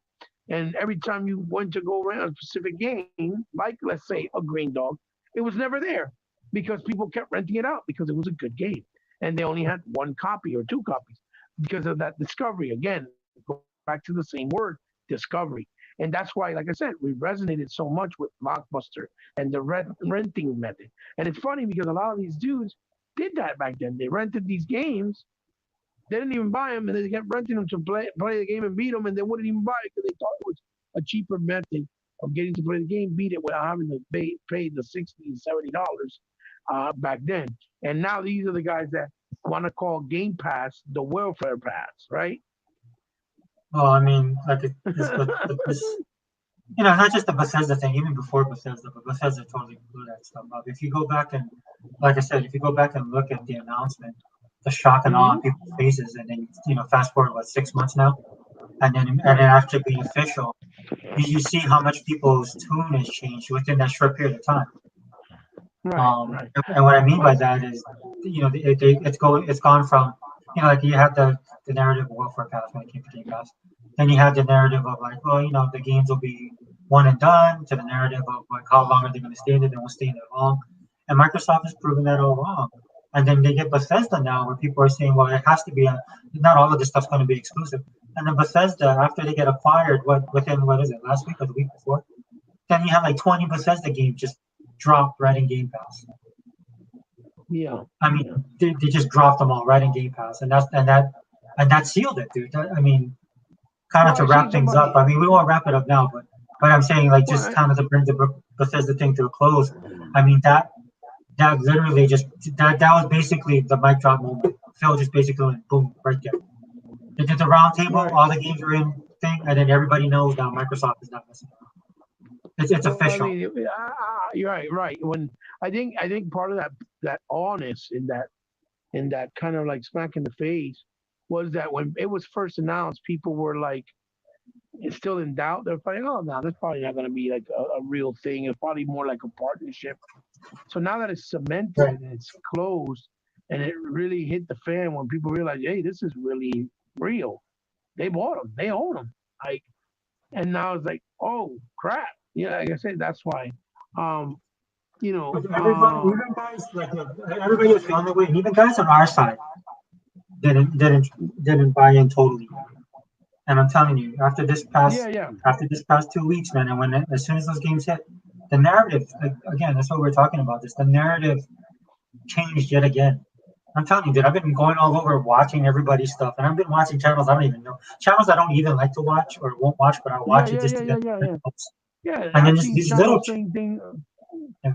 I've seen channels saying things like headlines saying, Microsoft is winning and Sony's losing, and there's no denying. There's no way Well, to that's what I sugarcoat it. said You know what I earlier mean? when you were, yeah, when you were off. I was talking about that earlier, dude. It blows my mind because that's how quickly it's changed. Like everybody's saying that now, like out of nowhere, basically, right? And we've known this. We've known this. We've seen it happen. We've seen it happen in increments, right? We've seen them make those changes, and we could see the light at the end of the tunnel. But a lot of these people are just running with the same narrative, right? And then something as big as this happens, and it totally just flipped the script, like and at one time. Because now, like you were saying, right? One of the things I see, like there's people. Number one, the people that hate on Microsoft now, they're trying to get on that train, right? Trying to jump on the bandwagon. And you got the guys who didn't hate Microsoft, but didn't support them either. Now they're starting to talk about stuff. Now you see channels actually coming up, Right. and you can tell they're not channels like ours. Like for mine, like I said before, I just want to be a cog in the machine, kind of fighting the good fight of what was going on right in this console war. But now you got just average everyday people actually making Xbox channels. Which I find that's what I mean. That's how you know the tide is changing. And for people that want to be in denial about it, if you spend some time and go out there and do your research and do some investigating, just go do a quick scrub of the internet and see what's going on. I'm sorry, I didn't mean to Right. interrupt, but go ahead. No, no, no, no. You're fine. You're fine. I'm just saying, because I know we're closing out the whole Bethesda thing. But it just, and the thing is, this makes perfect sense because they've had a good relationship for a very long time.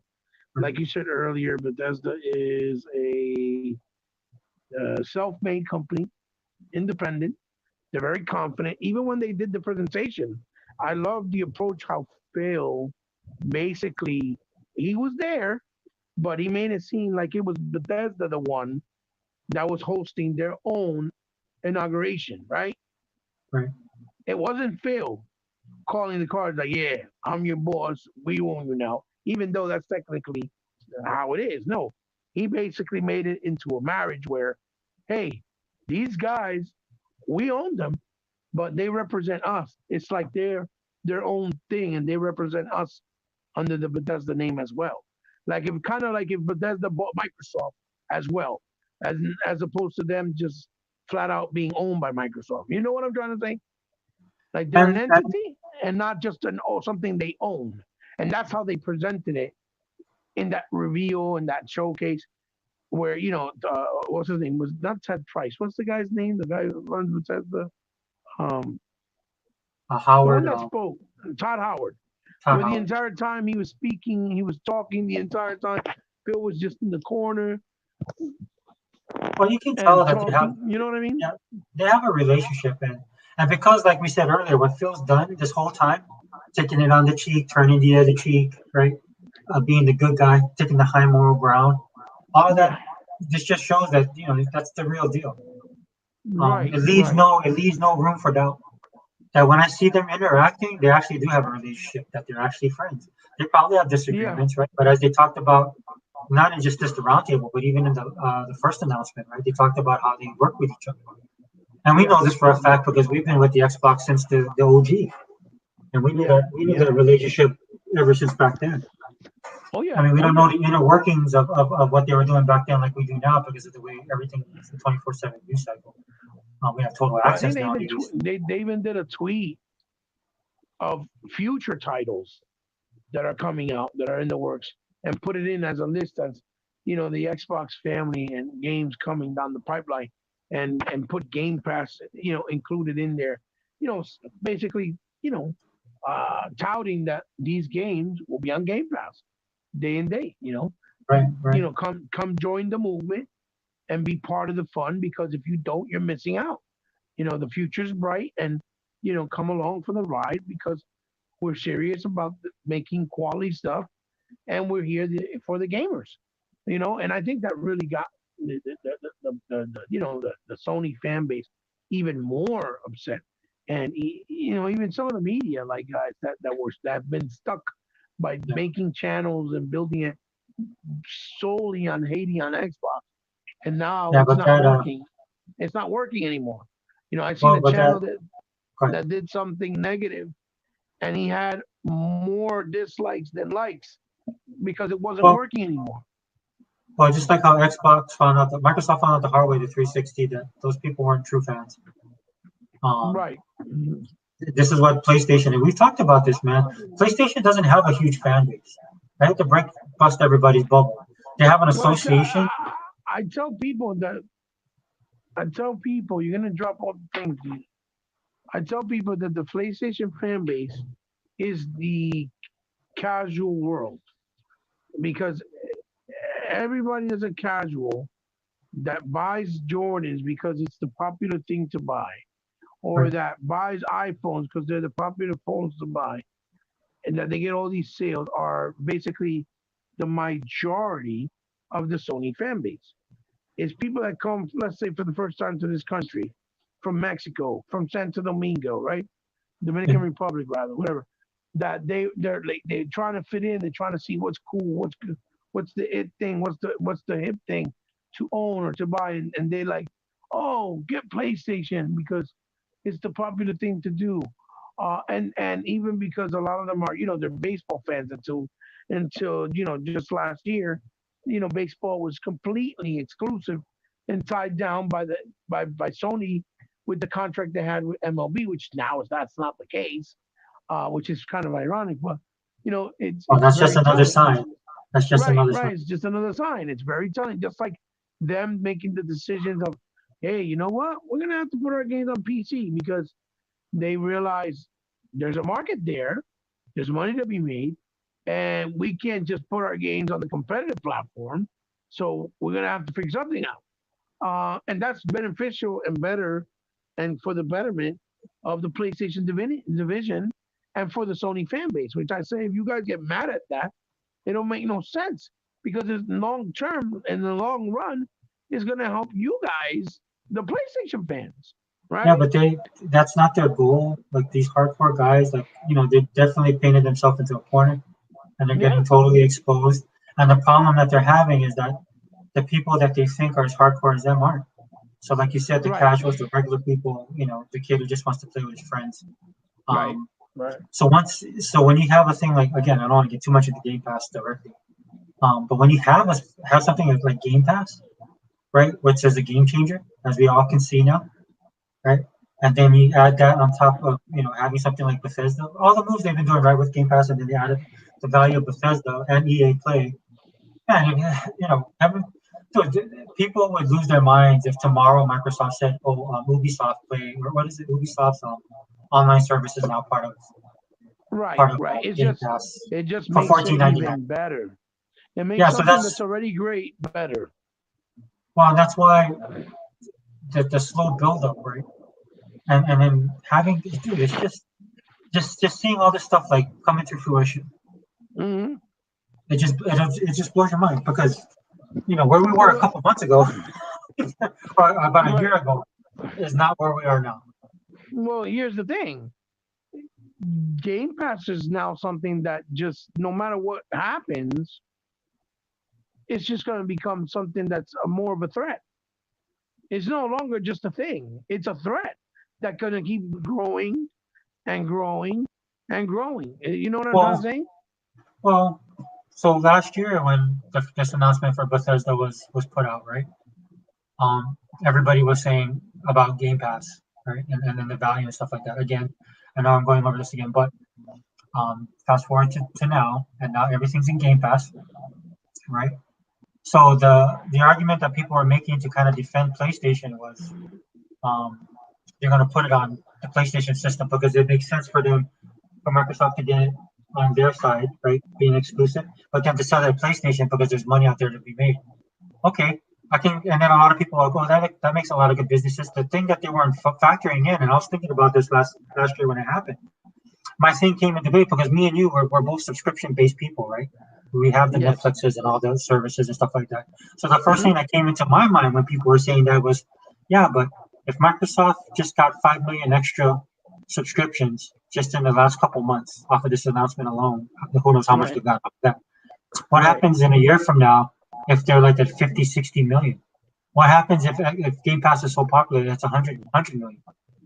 Because the Yeah, argument that's what was I'm they need saying. to they, Hmm. because the argument being is that if you own a property that's yours, right? It makes more sense to put it on other systems so you can get the people that are not on your system. But that won't matter if you could have like 100 million people. Say you lose 75 million of those people, like they switch over, right? Right. And they become Game Pass people, not Xbox people, Game Pass people. Yeah. Yeah. Because So now again, they're not switching to the Xbox console. And say in reality, what they're doing is they're switching to become Game Pass members, which happens to be available primarily on an Xbox console or a PC, right? Or on your tablet on the go, or but or on your deep phone, down in right? deep deep down inside, these Sony people understand this though, because this is how they've been successful this generation, right? These people don't owe them any or Sony or PlayStation any brand loyalty. They'll go where it's good. They'll go where it's cheap. They'll go where it's affordable. And right now, Game Pass is the best game in town, bar none. Mm-hmm. Right? So because they'll come over and they'll get comfortable there, then they'll just leave the console behind. So it kills the idea of having to get that 20. And then the rest of the people that's left over are usually the people that hate Microsoft anyway. You think they're going to buy the game? Right, right. They didn't know. They had no intentions to begin with. Right. So, so to me, again, starting off with the Bethesda, right, announcement, this is killing all of this stuff that, all of the talking points that the Sony side has had through this whole new console generation we find ourselves in right now. Oh, what's up, Mr. Kima? Hey, brother, what's going on? What's going on, Mr. Kima? How are you? Right, right, right. I mean, it's that's how big this thing is because it needed, like I said, it needed that one thing. It needed that one thing to break the levee. Well, I needed the thing to cement it, right? Right. To That one. make it be where it sells. Oh, that's it. They're here to stay, and they mean business, right? To break it over the Right. to break it over the shell, right? So to speak. I know exactly what you mean. Yeah, that spark. And this is it. This is the beginning because again, man, it just blows my. Oh, I even look, dude. You know how I don't really care. I don't really mess with PlayStation guys or communities and fans and stuff like that. Um, Hmm. but I was actually watching not podcast unlock, but I was watching that too. But what's the other PlayStation one on IGN? On IGN. Dude, the Um, I PlayStation for, podcast. yeah, their podcast. Yeah, I forget the name of it. I know exactly the one that Greg Miller used to host originally. Right. Um, um, it wasn't. I forgot. I forgot. But I know what you're talking about. I know what you're talking about. Yeah. So just watching. I mean, even they, with the comments they make and stuff like that, you just can't hate on Xbox like you used to, which I find again, I find I'm not Hmm. gonna lie, I'm enjoying it. Right. Well, I mean, it's nice to see that things are not the same. That the perception, right? Because that's what it's called. The perception Perception. is different now. It's nice to see that all the hard work, their promises, that's Phil, from day one, uh, was trying to promise and show is actually now in fruition, um, and that the fruits of their labor is paying off. But it's nice to see that, as an Xbox fan, we where we thought where we were going to be let down, where we were indecisive, where we were really not sure, right, of what was going to happen, what was the end game. Now it's cemented, it's sealed, and we know exactly what the bigger picture is, and it's here presented to us. And I think that's where, as an Xbox fan, for many of us, it's a very satisfying feeling, and a very satisfying thought process. And it's not because, because you can see a lot of these PlayStation guys are going to be like, oh, y'all just talking shit now because you got things working in your favor. So now you want to head on Xbox. I mean, on PlayStation even more. They think that we're happy because this kind of smacks Sony in the face, and it's not even that. They don't realize that we're just mainly happy because now it's making Xbox for us as fans a more sustained place where we don't have to worry and fear, is there going to be a possibility that it'll close down as a division? Will they give up on the Xbox division?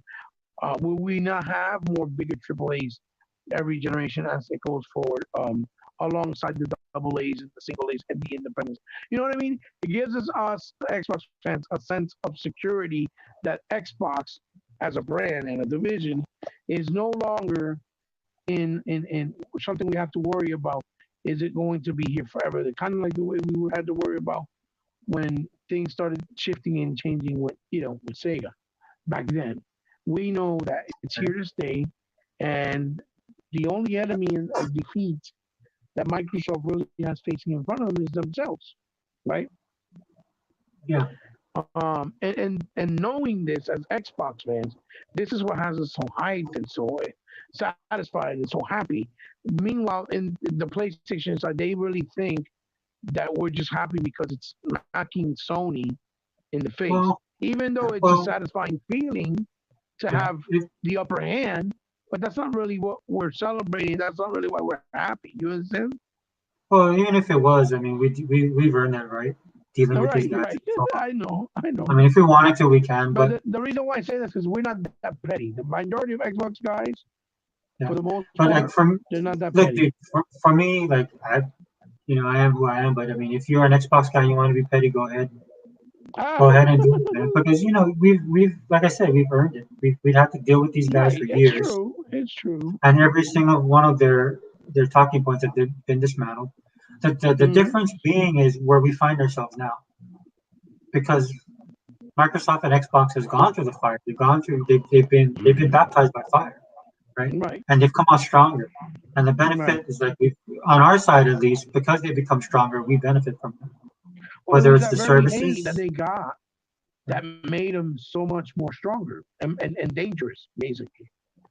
And it was interesting because Phil Spencer was probably the only guy that could pull that off because of his vision, his personality, Hmm. the way his business ethics and stuff like that. I mean, he basically stayed the course when other people would have folded. I feel because I mean it Right. was a 24/7 nonstop assault, no matter what it would be. And there would be times you see like a little crack in the armor for Phil Spencer, man. But I mean, he stayed the course. And so now we Right. find ourselves where we are. So if the PlayStation guys have a problem with it, then that's technically your problem because there's nothing that we can do at this point that can change your attitude or your opinions about you know what PlayStation does or what Xbox doesn't do, or what Xbox does that PlayStation does better. It doesn't matter anymore. It really doesn't because the rest of us right here where we are, um, we're enjoying it to the point where hopefully, and there's rumblings about this too, that PlayStation Sony is finally making some moves and not just copying what Microsoft's doing. But this is an eye opener for them, and hopefully this will benefit the people on the PlayStation side, right? Because you could kind of see there's rumors that PlayStation wants to do the same kind of thing. How they're going to do it, I have no idea.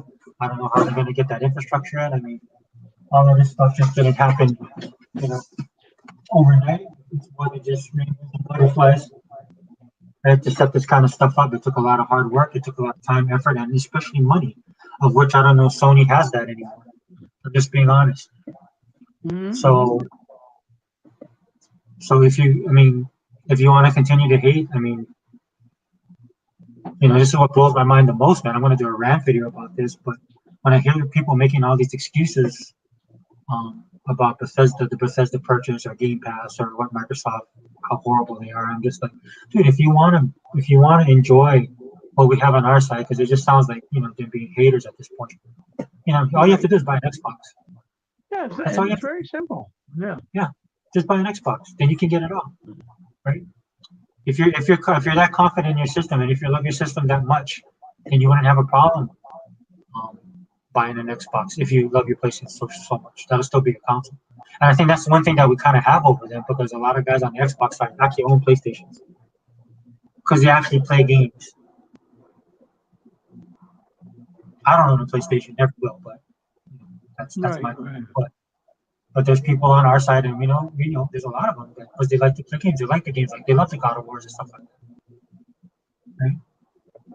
And I mean, if you guys want to just stay on the sidelines and be bitter, man. But I'm telling you what, man, the community is going to pass you by because people are moving on. And like I No, I said, what? mean, Yeah. Okay, okay, my brother. I'm sorry. no, I'm saying, that it's a simple decision, like you said, and it's a win decision because even if you have a preferred platform, like let's say a PlayStation or Nintendo, right? Like I've said before, many times, right? You still not losing, and it still takes nothing away from you if you own an Xbox or even play games on PC through Game Pass or via Game Pass. You know, obviously, the more ideal place would be Xbox because it would be the best place to play with the most substantial security, with the best quality, at the highest fidelity for the cheapest price, right? So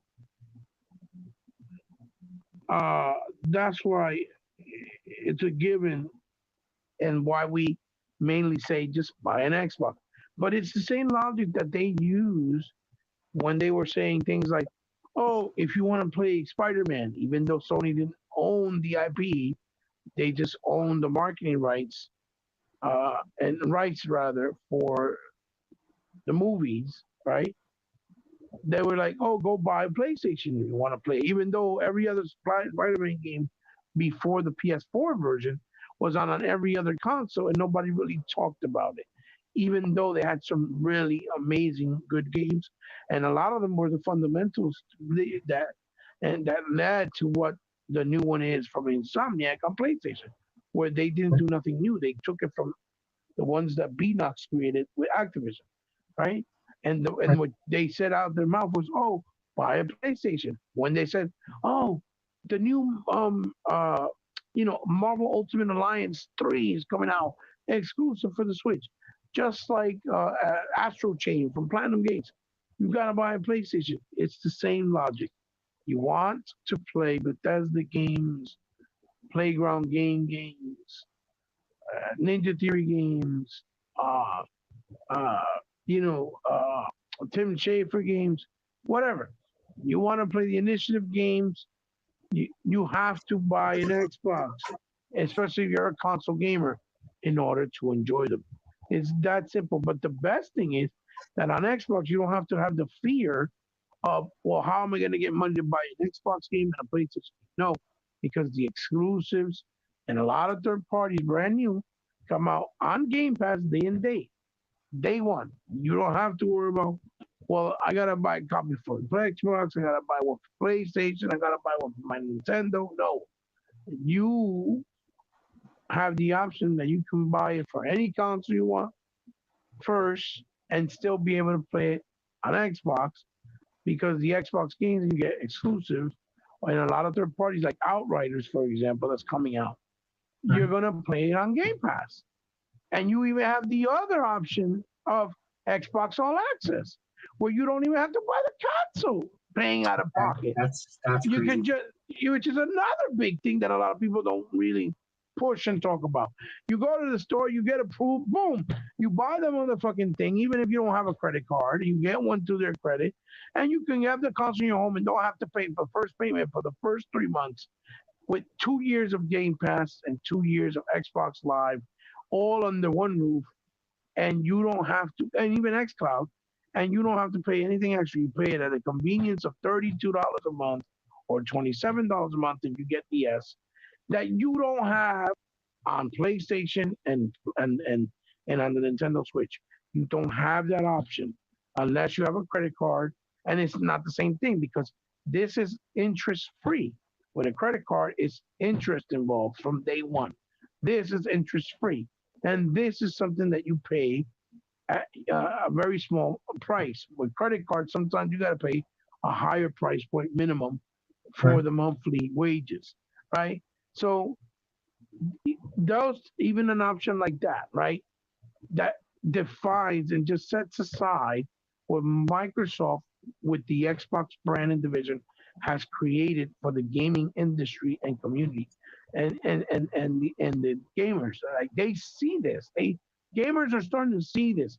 Damn, I could go get it Xbox All Access, pay $37 a month, $32 a month, have Xbox Game Pass day and day, all my games, backwards compatibility with all my old games that I can just throw in there with enhancements, all on the one roof. Bring my controllers with me. Don't have to really buy a new controller if I don't want to.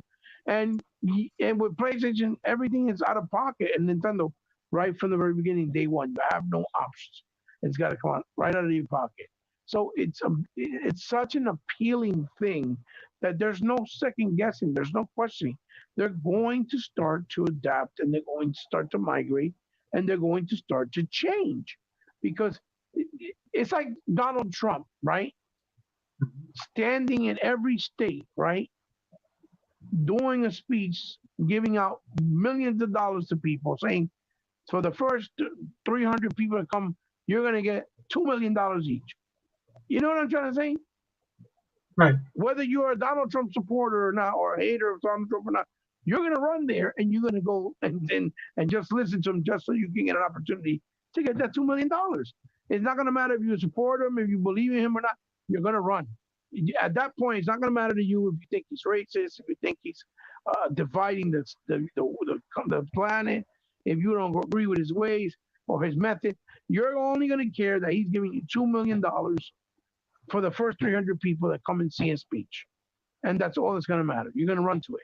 And that's kind of the same thing Microsoft has done with Xbox. There's no way to argue the value. And there's no way to argue, especially if you're a real gamer. There's no way you're going to argue the proposition, right? There's no questions asked. If you don't have an Xbox this generation or any generation going forward, there's a problem with you. You better start asking the question, why am I gaming anymore? Because if I'm only thinking like the old archaic way where I'm just stuck to one platform and not giving myself the freedom to enjoy gaming on other platforms that offer me other experiences at the highest quality with such ease and accessibility, then maybe I'm not really a gamer anymore. Maybe I lost my ways and forgot what it is to be an actual gamer. You see what I'm trying to say? No, I 100% agree. Because, the bottom line when it comes to all of this is that, it's about value. And then people will go with the value. That's just Yeah. the way it is. And again, people like us who are gamers understand that as well. Because we sit in a different type of category when it comes to gaming, right? This is what we do, but Right. not everybody can be like that, right? And not everybody wants to be like that.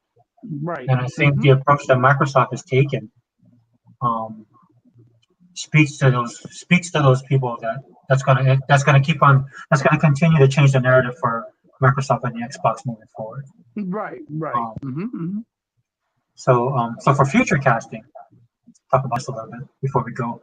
Um, we've talked about how big the deal is and stuff like that. For me personally, what I want to see, I just don't want, um, and this isn't just Bethesda and all their studios. This is every studio that Microsoft owns. Um, Again, huge purchase, big news. I mean, but where do they go moving forward? And one of the things I would like to think, because Microsoft, Phil Spencer and Todd Howard, they have these, Bethesda, they have this great relationship with each other. Um, and I've heard a lot of people talk about Bethesda being in trouble. Maybe they're not at their best. That's why they got picked up. Making all these excuses they want to. But I would like to think that, especially after watching these guys interact with each other and some of the stuff they said, the actual purchase itself, I would like to see Bethesda and every other studio that Microsoft owns take it to the next level, right? Mhm. To the point where I think it'll be the games driving the console and the content creators driving the console. So for those of you out there that feel like, you know, Bethesda will just make another, what do you call it, Elder Elder Scrolls Scrolls, right? Hmm. or Fallout or whatever, who's to say that working with Microsoft and they have such a good relationship where I'm talking about where the software meets the hardware, that they create Hmm. games that are so advanced, that are so specified to the next generation of consoles that Microsoft is going to be coming out with, that it can't go on any other console. You know what I mean? Right. I got you. I got you. Because right now you're sitting on the new Forza being made, and then this is what I've been reading about the new Forza. You won't be able to play it on the Xbox One, Right. Right. right? Because Where, it'll be where, mhm. so much more advanced. Yeah, where the proposition becomes, well, the games and the quality of them are so high and so next gen Right, that you have no choice but to play where Xbox Game Pass is right. because it's only possible there. I know exactly what you mean, and you're right. I mean, my problem, what I want to see from them to add to what you're saying is, I just want them to continue the aggressiveness in Well, whatever they Microsoft. do. Yes, yeah, just continue to be aggressive, even though they're not being cocky about it. You get what I'm trying to say? Well, I think honestly, I think that cat is out of the bag because Hmm. again, with the way Bethesda deal went down and how Game Pass is being handled, I think it's changed the narrative so much that Microsoft doesn't have to go and shop themselves. People are going to start coming to them. Well, it's also the way that Phil said it. When Phil said our games will stay wherever Game Pass is available, that really was him basically saying everything he needed to say, and if he said it blatantly to their face, but he said it in a professional and business like aspect, and that really still, you know, uh, just really hurt a lot of people when they felt like somebody just stabbed them in the heart. Like what the Well, heck? and they're going to have to get used to that. Killing them with kindness, of course, the Phil Spencer way. But Honey, this they're is going to, so polarized right yeah, they're gonna have to get used to that because we just had. I know we talked about it where you watched. I know we both watched the ID at Xbox presentation, right? Yeah, And when, yeah. I didn't get to watch the whole thing oh, okay, because it's like the Snyder cut part two. right, Um, right. but but but Yeah. I was watching a nice amount of it. I have to kind of go back to see the rest of the interviews and stuff like that. I last left off when they were talking about I think it was the Tunic game that's supposed to come out. That the game that's like Zelda Tunic. That's I Oh think yeah. where I last left off. But again, I was kind of let down because I wanted them to talk more about the gunk, Crossfire X, because those are all independent still. Um, that other independent game that they showed before, like the Last Night, that's still in hiatus. But I think that a lot of those games and answers we're going to get and see come closer to the E3 season, right? Um, because those are going to be heavy hitters for the future for Xbox, the console, for the brand. And I think they're trying to hold them close to the chest uh, for the bigger audience and the bigger stage, so to speak, right? Well, I So I'm think not that's really. Go okay. ahead. Oh well, when watching it, I mean, ID at Xbox has come a long way, and it shows, and it's the perfect time for them to really be showing the amount of time and effort and the talent that was on display in that showcase. I absolutely love the showcase. Yeah, Um, yeah. I think they're trying to give the time for each of those other smaller independent people that are actually doing the work on those upcoming games, so that they can have their time to shine. So they don't get overlooked when you do the E3s and you show that the next big thing like Starfield from a Bethesda, for example, or from Ninja Blade Theory, the next Hellblade, and I think that's why they're doing it even this early, to showcase them because they, that's the best way for them to get their time to shine, right? Well, I know Um, that like the overall quality, because there's a lot of people in the comments section, um, and then just like various articles I've read too about it, just finding research on the games. Just pleasantly surprised people were with the games. They weren't expecting as much as they did, right? I think a lot of people were tuning in for particular games, but what they came away with, like for me, I didn't know anything about was it Moonglow Bay? Moonglow. Um, I saw some, I saw some information on it. It's like a fishing sim, and then one of the things hmm I kind of thought, oh, that kind of reminds me of kind of like Animal Crossing slash the fishing you do on Zelda or whatever, right? It had that hmm kind of look to it. Um, but then they had the interview with the two people that worked on the game, and it was amazing. Like this thing could be like a slim sim slash builders, a city builder slash RPG. Um, hmm and then that's not something that you not that I, okay. So that's not something. I'm not trying to down talk what happened before, right? Indie games are indie games, but it seems like they're just going up a notch or two with the quality. There wasn't a, in other words, I put it this way: there wasn't a game that they showed that didn't at least pique my interest, if not didn't blow me away. There's games that definitely blew me away, like that Moonglow game. That definitely gonna buy it. I'm not even. I think it's a day one Game Pass thing too, but I'll definitely buy hmm it day one. Well, if it's just feeling like the games, even though the title is under indie, right? Yeah, Um, Even though they're under that title, right, or under that bracket, right?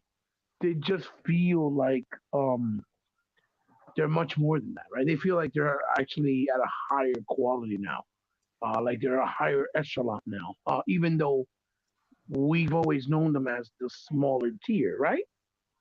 If that makes any sense. yeah, and And if and of course, and of course, that movement started on the 360 when we started seeing games like Braid or games like, Castle Crashers. Get just a lot of different beautiful ideas, very well executed with so much fun factor, gameplay, vision, uh, scope, scale, uh, just the true essence of what video games are. And I think that now with this generation, the evolvement of it, maybe we haven't gotten as many that stand out, but they're starting. But the growth and the quality is definitely has stepped up a notch tenfold. When you see things like Ori, right? Or like the upcoming Tunic, like the Octo Traveler, like the when you're playing Octopath Traveler, or things like that. Like you could really see how high the quality of these games have become, right? Um, uh, you know,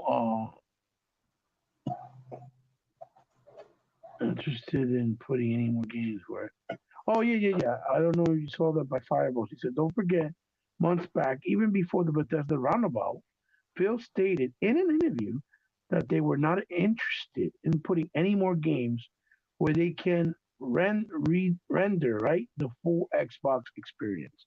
Right. I remember when he said that too in the interview. That's true. and that's a So that's a great thing. I 100% agree. And just Fireboss has said that this is why I think that could the whole point of getting Bethesda games on other consoles could be a moot point because then you might not be able to put those games on other consoles well, it's like because it was just like what you just said, where the yeah, games are what moves it forward because yeah, they're so advanced and so well rounded that they're only possible on like an Xbox console or a PC as opposed to hardware being done and created by other companies that are competitors. I know exactly what you mean. Yeah. And I think that's exactly what he meant by that statement, Phil Spencer. yeah, yeah, good job, Fireboss. Yeah, 100%. Just the way looking at what Phil Spencer, like the way he's been approaching everything, man. It's like I said. he's looking at a bigger picture. It's been on another level. Yeah, it's an understatement. And all the time and effort they put into it, like Chris Charla. It's interesting to me, man, because there's some things about there's things about Chris Charla and it kind of blows my mind as far as being the head of ID and Did Xbox. you see? Did you see his new look? Yeah, Where he's trying, he's looking all dapper, not nerdy here anymore. yeah, He had his face all cleansed and clean. He was looking like a pretty boy instead of that little nerdy looking dude with the mustache and the little sweater. I was like this dude, Chris and it looks Charla. like It's he like should be in Weezer. That's what every time I see him, I was like, oh man, it looks like he should be in Weezer. Um, but yeah, I he's mean, but he's put in that time and effort, and the thing that I like he was on the broadcast, and I loved it because when you talked to him, um, that same passion and fire he had years ago, because it's been over a decade or so, right? No, maybe not that long, but it's been around for a while. Um, but that same desire and fire, and he still got it, man. That's what blows my mind, which is good to see, and I think this is why ID Xbox is doing what they're doing. I think as far as content and stuff like that, it's getting to a premium level in my. right to a premium level, right. But yeah, so hey, Hiba, I guess we can wrap it up, right? Well, yeah, we could definitely wrap up with this. I mean, it's been great, like always. Yeah. Um, Um, I think we've got more than we intended, obviously, but that's always how it is when you have good conversation with thought, yeah, with good, well-rounded and educated people, and with people that try to be thoughtful to the whole idea, to the everything that's being presented, because we try to be thoughtful with the audience. I mean, at least I know me and you have for many years. Um, but keeping it real, obviously. I know it's a little late, so it's hard for you to get a bigger audience to come and watch live because you're in Hawaii. But hopefully they'll watch it when you put it up in the channel. You know what I mean? And we push it out. well, like I said, when I do this stuff on my channel, I have to feel the need to do it. And I appreciate you Right. coming on and helping me with it. Definitely. I mean, it's always a pleasure. No, like I I said, mean, if it's an honor for me to always be by your side. You know that. It's harder, obviously, because yeah, the right time. now, right now I'm home. I'm quarantined. Due to my condition and my Right. situation, but also since we all are pretty much still shacked up, it's a little easier because you don't have to get up in the morning every day do stuff for well, not everybody, but a lot of people don't. In my case, we don't, because the kids are not on spring break or because they're not allowed to go back to school at the moment. So it makes it a little easier. But I enjoy helping you because you've always been there for me and helped me when I needed you. And I know what it feels like when you try to do stuff for people you really want to collaborate with and appreciate their company. And and no matter how hard you try, it doesn't always pan out. I know how disappointing that is. So like I said, I'm just glad that I was able to be here. And for any future part, what you called it, cast fronting that you called it, the title that you named it, I forgot what it was. I'm sorry. Well, That that's I fun. can come in and share with you our thoughts and other topics going forward because I'm pretty sure there's going to be a lot to talk about as time moves on, not less. You know what I mean? Yeah, there's So, definitely a lot of stuff that we need to discuss. mhm, Yeah, definitely. So yeah, I mean, look, I mean, if I know people who check this out, you know, the podcast is polished. It's really not meant to be, honestly. But mhm, there's some stuff that I'm working on. I'm thinking about getting some stuff and putting together a little bit better presentation. But again, the point of my channel is not really, people like it. That's cool. People want to rock out. That's fine. But it's basically me just getting, just putting stuff out there. And of course, always is great having somebody um, can even push it even more. So that's why it's always a pleasure doing mhm, mhm. Thank podcasts you. with videos. We're just playing games, the stuff that we do. But yeah, so Uh, we're gonna wrap it up. Heba, man, shout yourself out. I mean, it's me, Hebon. the boy that the person that everyone loves to hate. No, I can't say that. I have a lot of people that really enjoy my company, that really enjoy what I do, regardless whether they agree with me or disagree with me. That's irrelevant. That's part of life. That's how we're not supposed to agree. But it's you guys can find me always on social media, on Twitter under Heba Powerful Gamer, on Instagram C_respect, on Xbox Live and Nintendo Switch Ebot 8, on the PlayStation Out Fell from Sky. Obviously on my channel under He Bots, and when I do We Got Next, when I feel uh, good enough in health, like Sega Forever just said, or willing to do it. With my podcast or what I consider our podcast, We Got Next. Obviously on Sunday nights with the Exile podcast with my brother E Rock and them over there. On Saturday nights with my brother 100 from Intermedia Gaming when they shoot me a link and they want me on. With my brother, uh, you know, Retro Renegades with Graphic God when he shoots me a link when he wants me to come on also because I consider him part of the brand and me part of his brand because he's nothing but a good friend and a good man as well to me and to the community.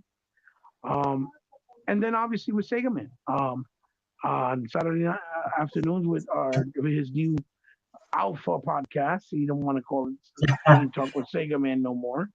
He Right. just wants to call it the Alpha podcast. That's awesome. That's a good name.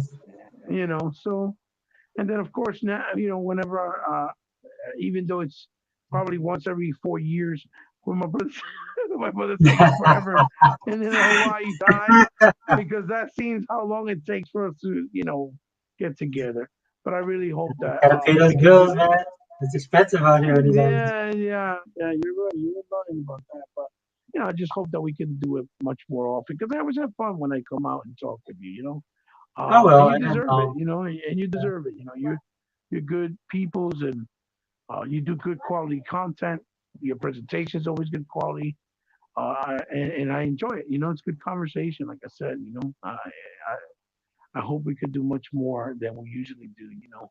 Yeah, Um, I'll try and clean it up. I'll put some stuff out, and then yeah, we'll do it more regularly because I mean, it's basically right now is the best time. I mean, we're really gonna. I think we're really, like I said, on the the Well, it's precipice definitely of the right greatness today. time.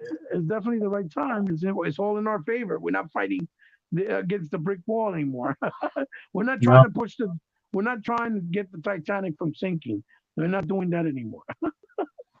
and again, kudos, hat tip to Phil, man, for doing that for us, man. He just basically Mm, slowed down, and man, we're just moving forward because you know it's right.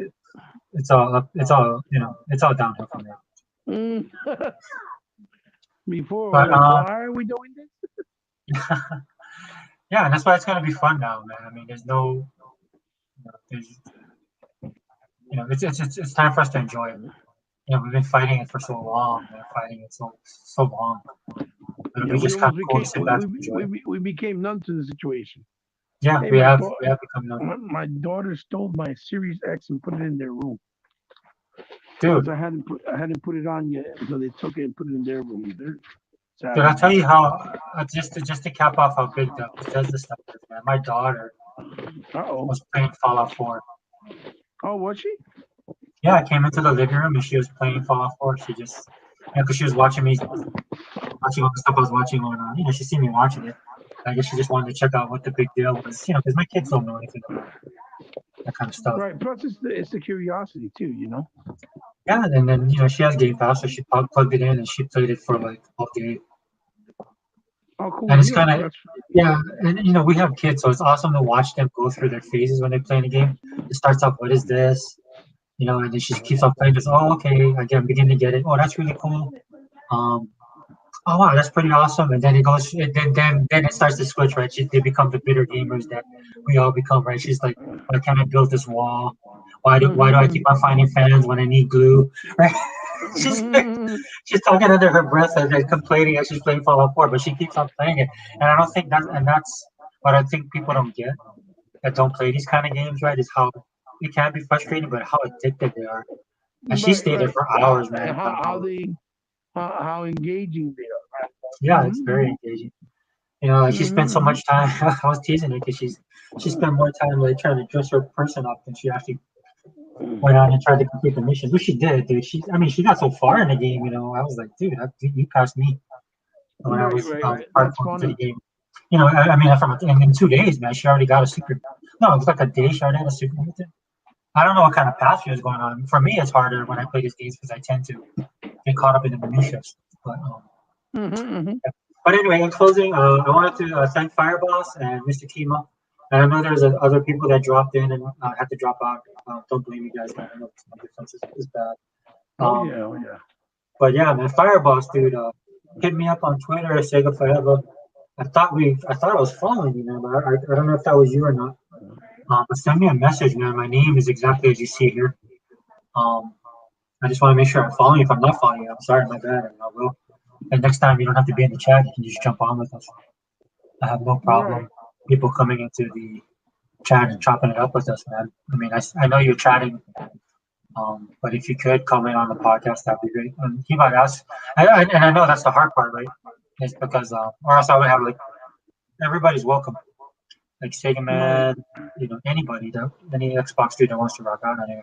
But again, like I said, I'm in Hawaii, and you know, thank to you, Hibon, for going out of your way for actually making the sport with me. Um, No, like I said, you know, the pleasure's all mine. You're my brother, and like I said, it's fun. It's just hard because of the time, but it's always fun to get together and chat it up with you. You know. okay, it's always.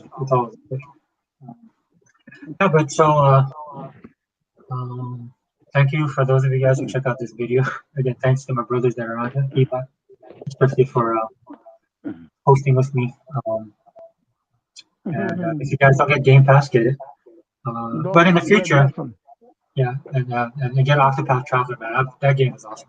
I've been enjoying it. Mhm. But so in the future, what we'll do, I'll just take some future. Or what we're trying to do in the future in the channel. We'll be doing more of these. I'll put out more videos, of course, but hopefully I'll get some editing equipment and some other stuff, and then I'll structure it a little bit more, um, and then put out more content. But basically, what you're watching is just the narrative, the Mhm. changing of the narrative, and that's what we're going to focus on.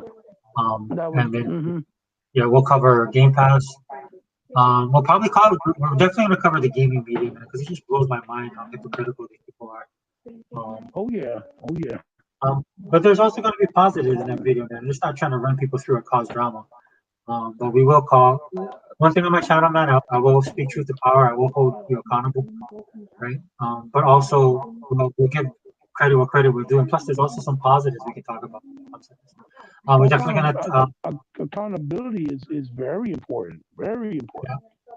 yeah, yeah, and the benefits that we're gonna get, and they're not just Xbox guys, but everybody involved, because now we can start moving on from this narrative we've been running with that's been hurting gaming, technically, in my opinion. Um, Hmm. and now it's time to move on to better things. We're definitely going to address the community, and we're going to talk about Game Pass and just Microsoft in general moving forward. All right. Right. So again, Hmm. thank you guys for jumping in. Hiva, thank you for being here. Fireboss, Mr. Kimo, thanks for Thank being in you, the chat brother. Thank you. video. And yeah, uh, on the channel. Say good forever and be out. We out.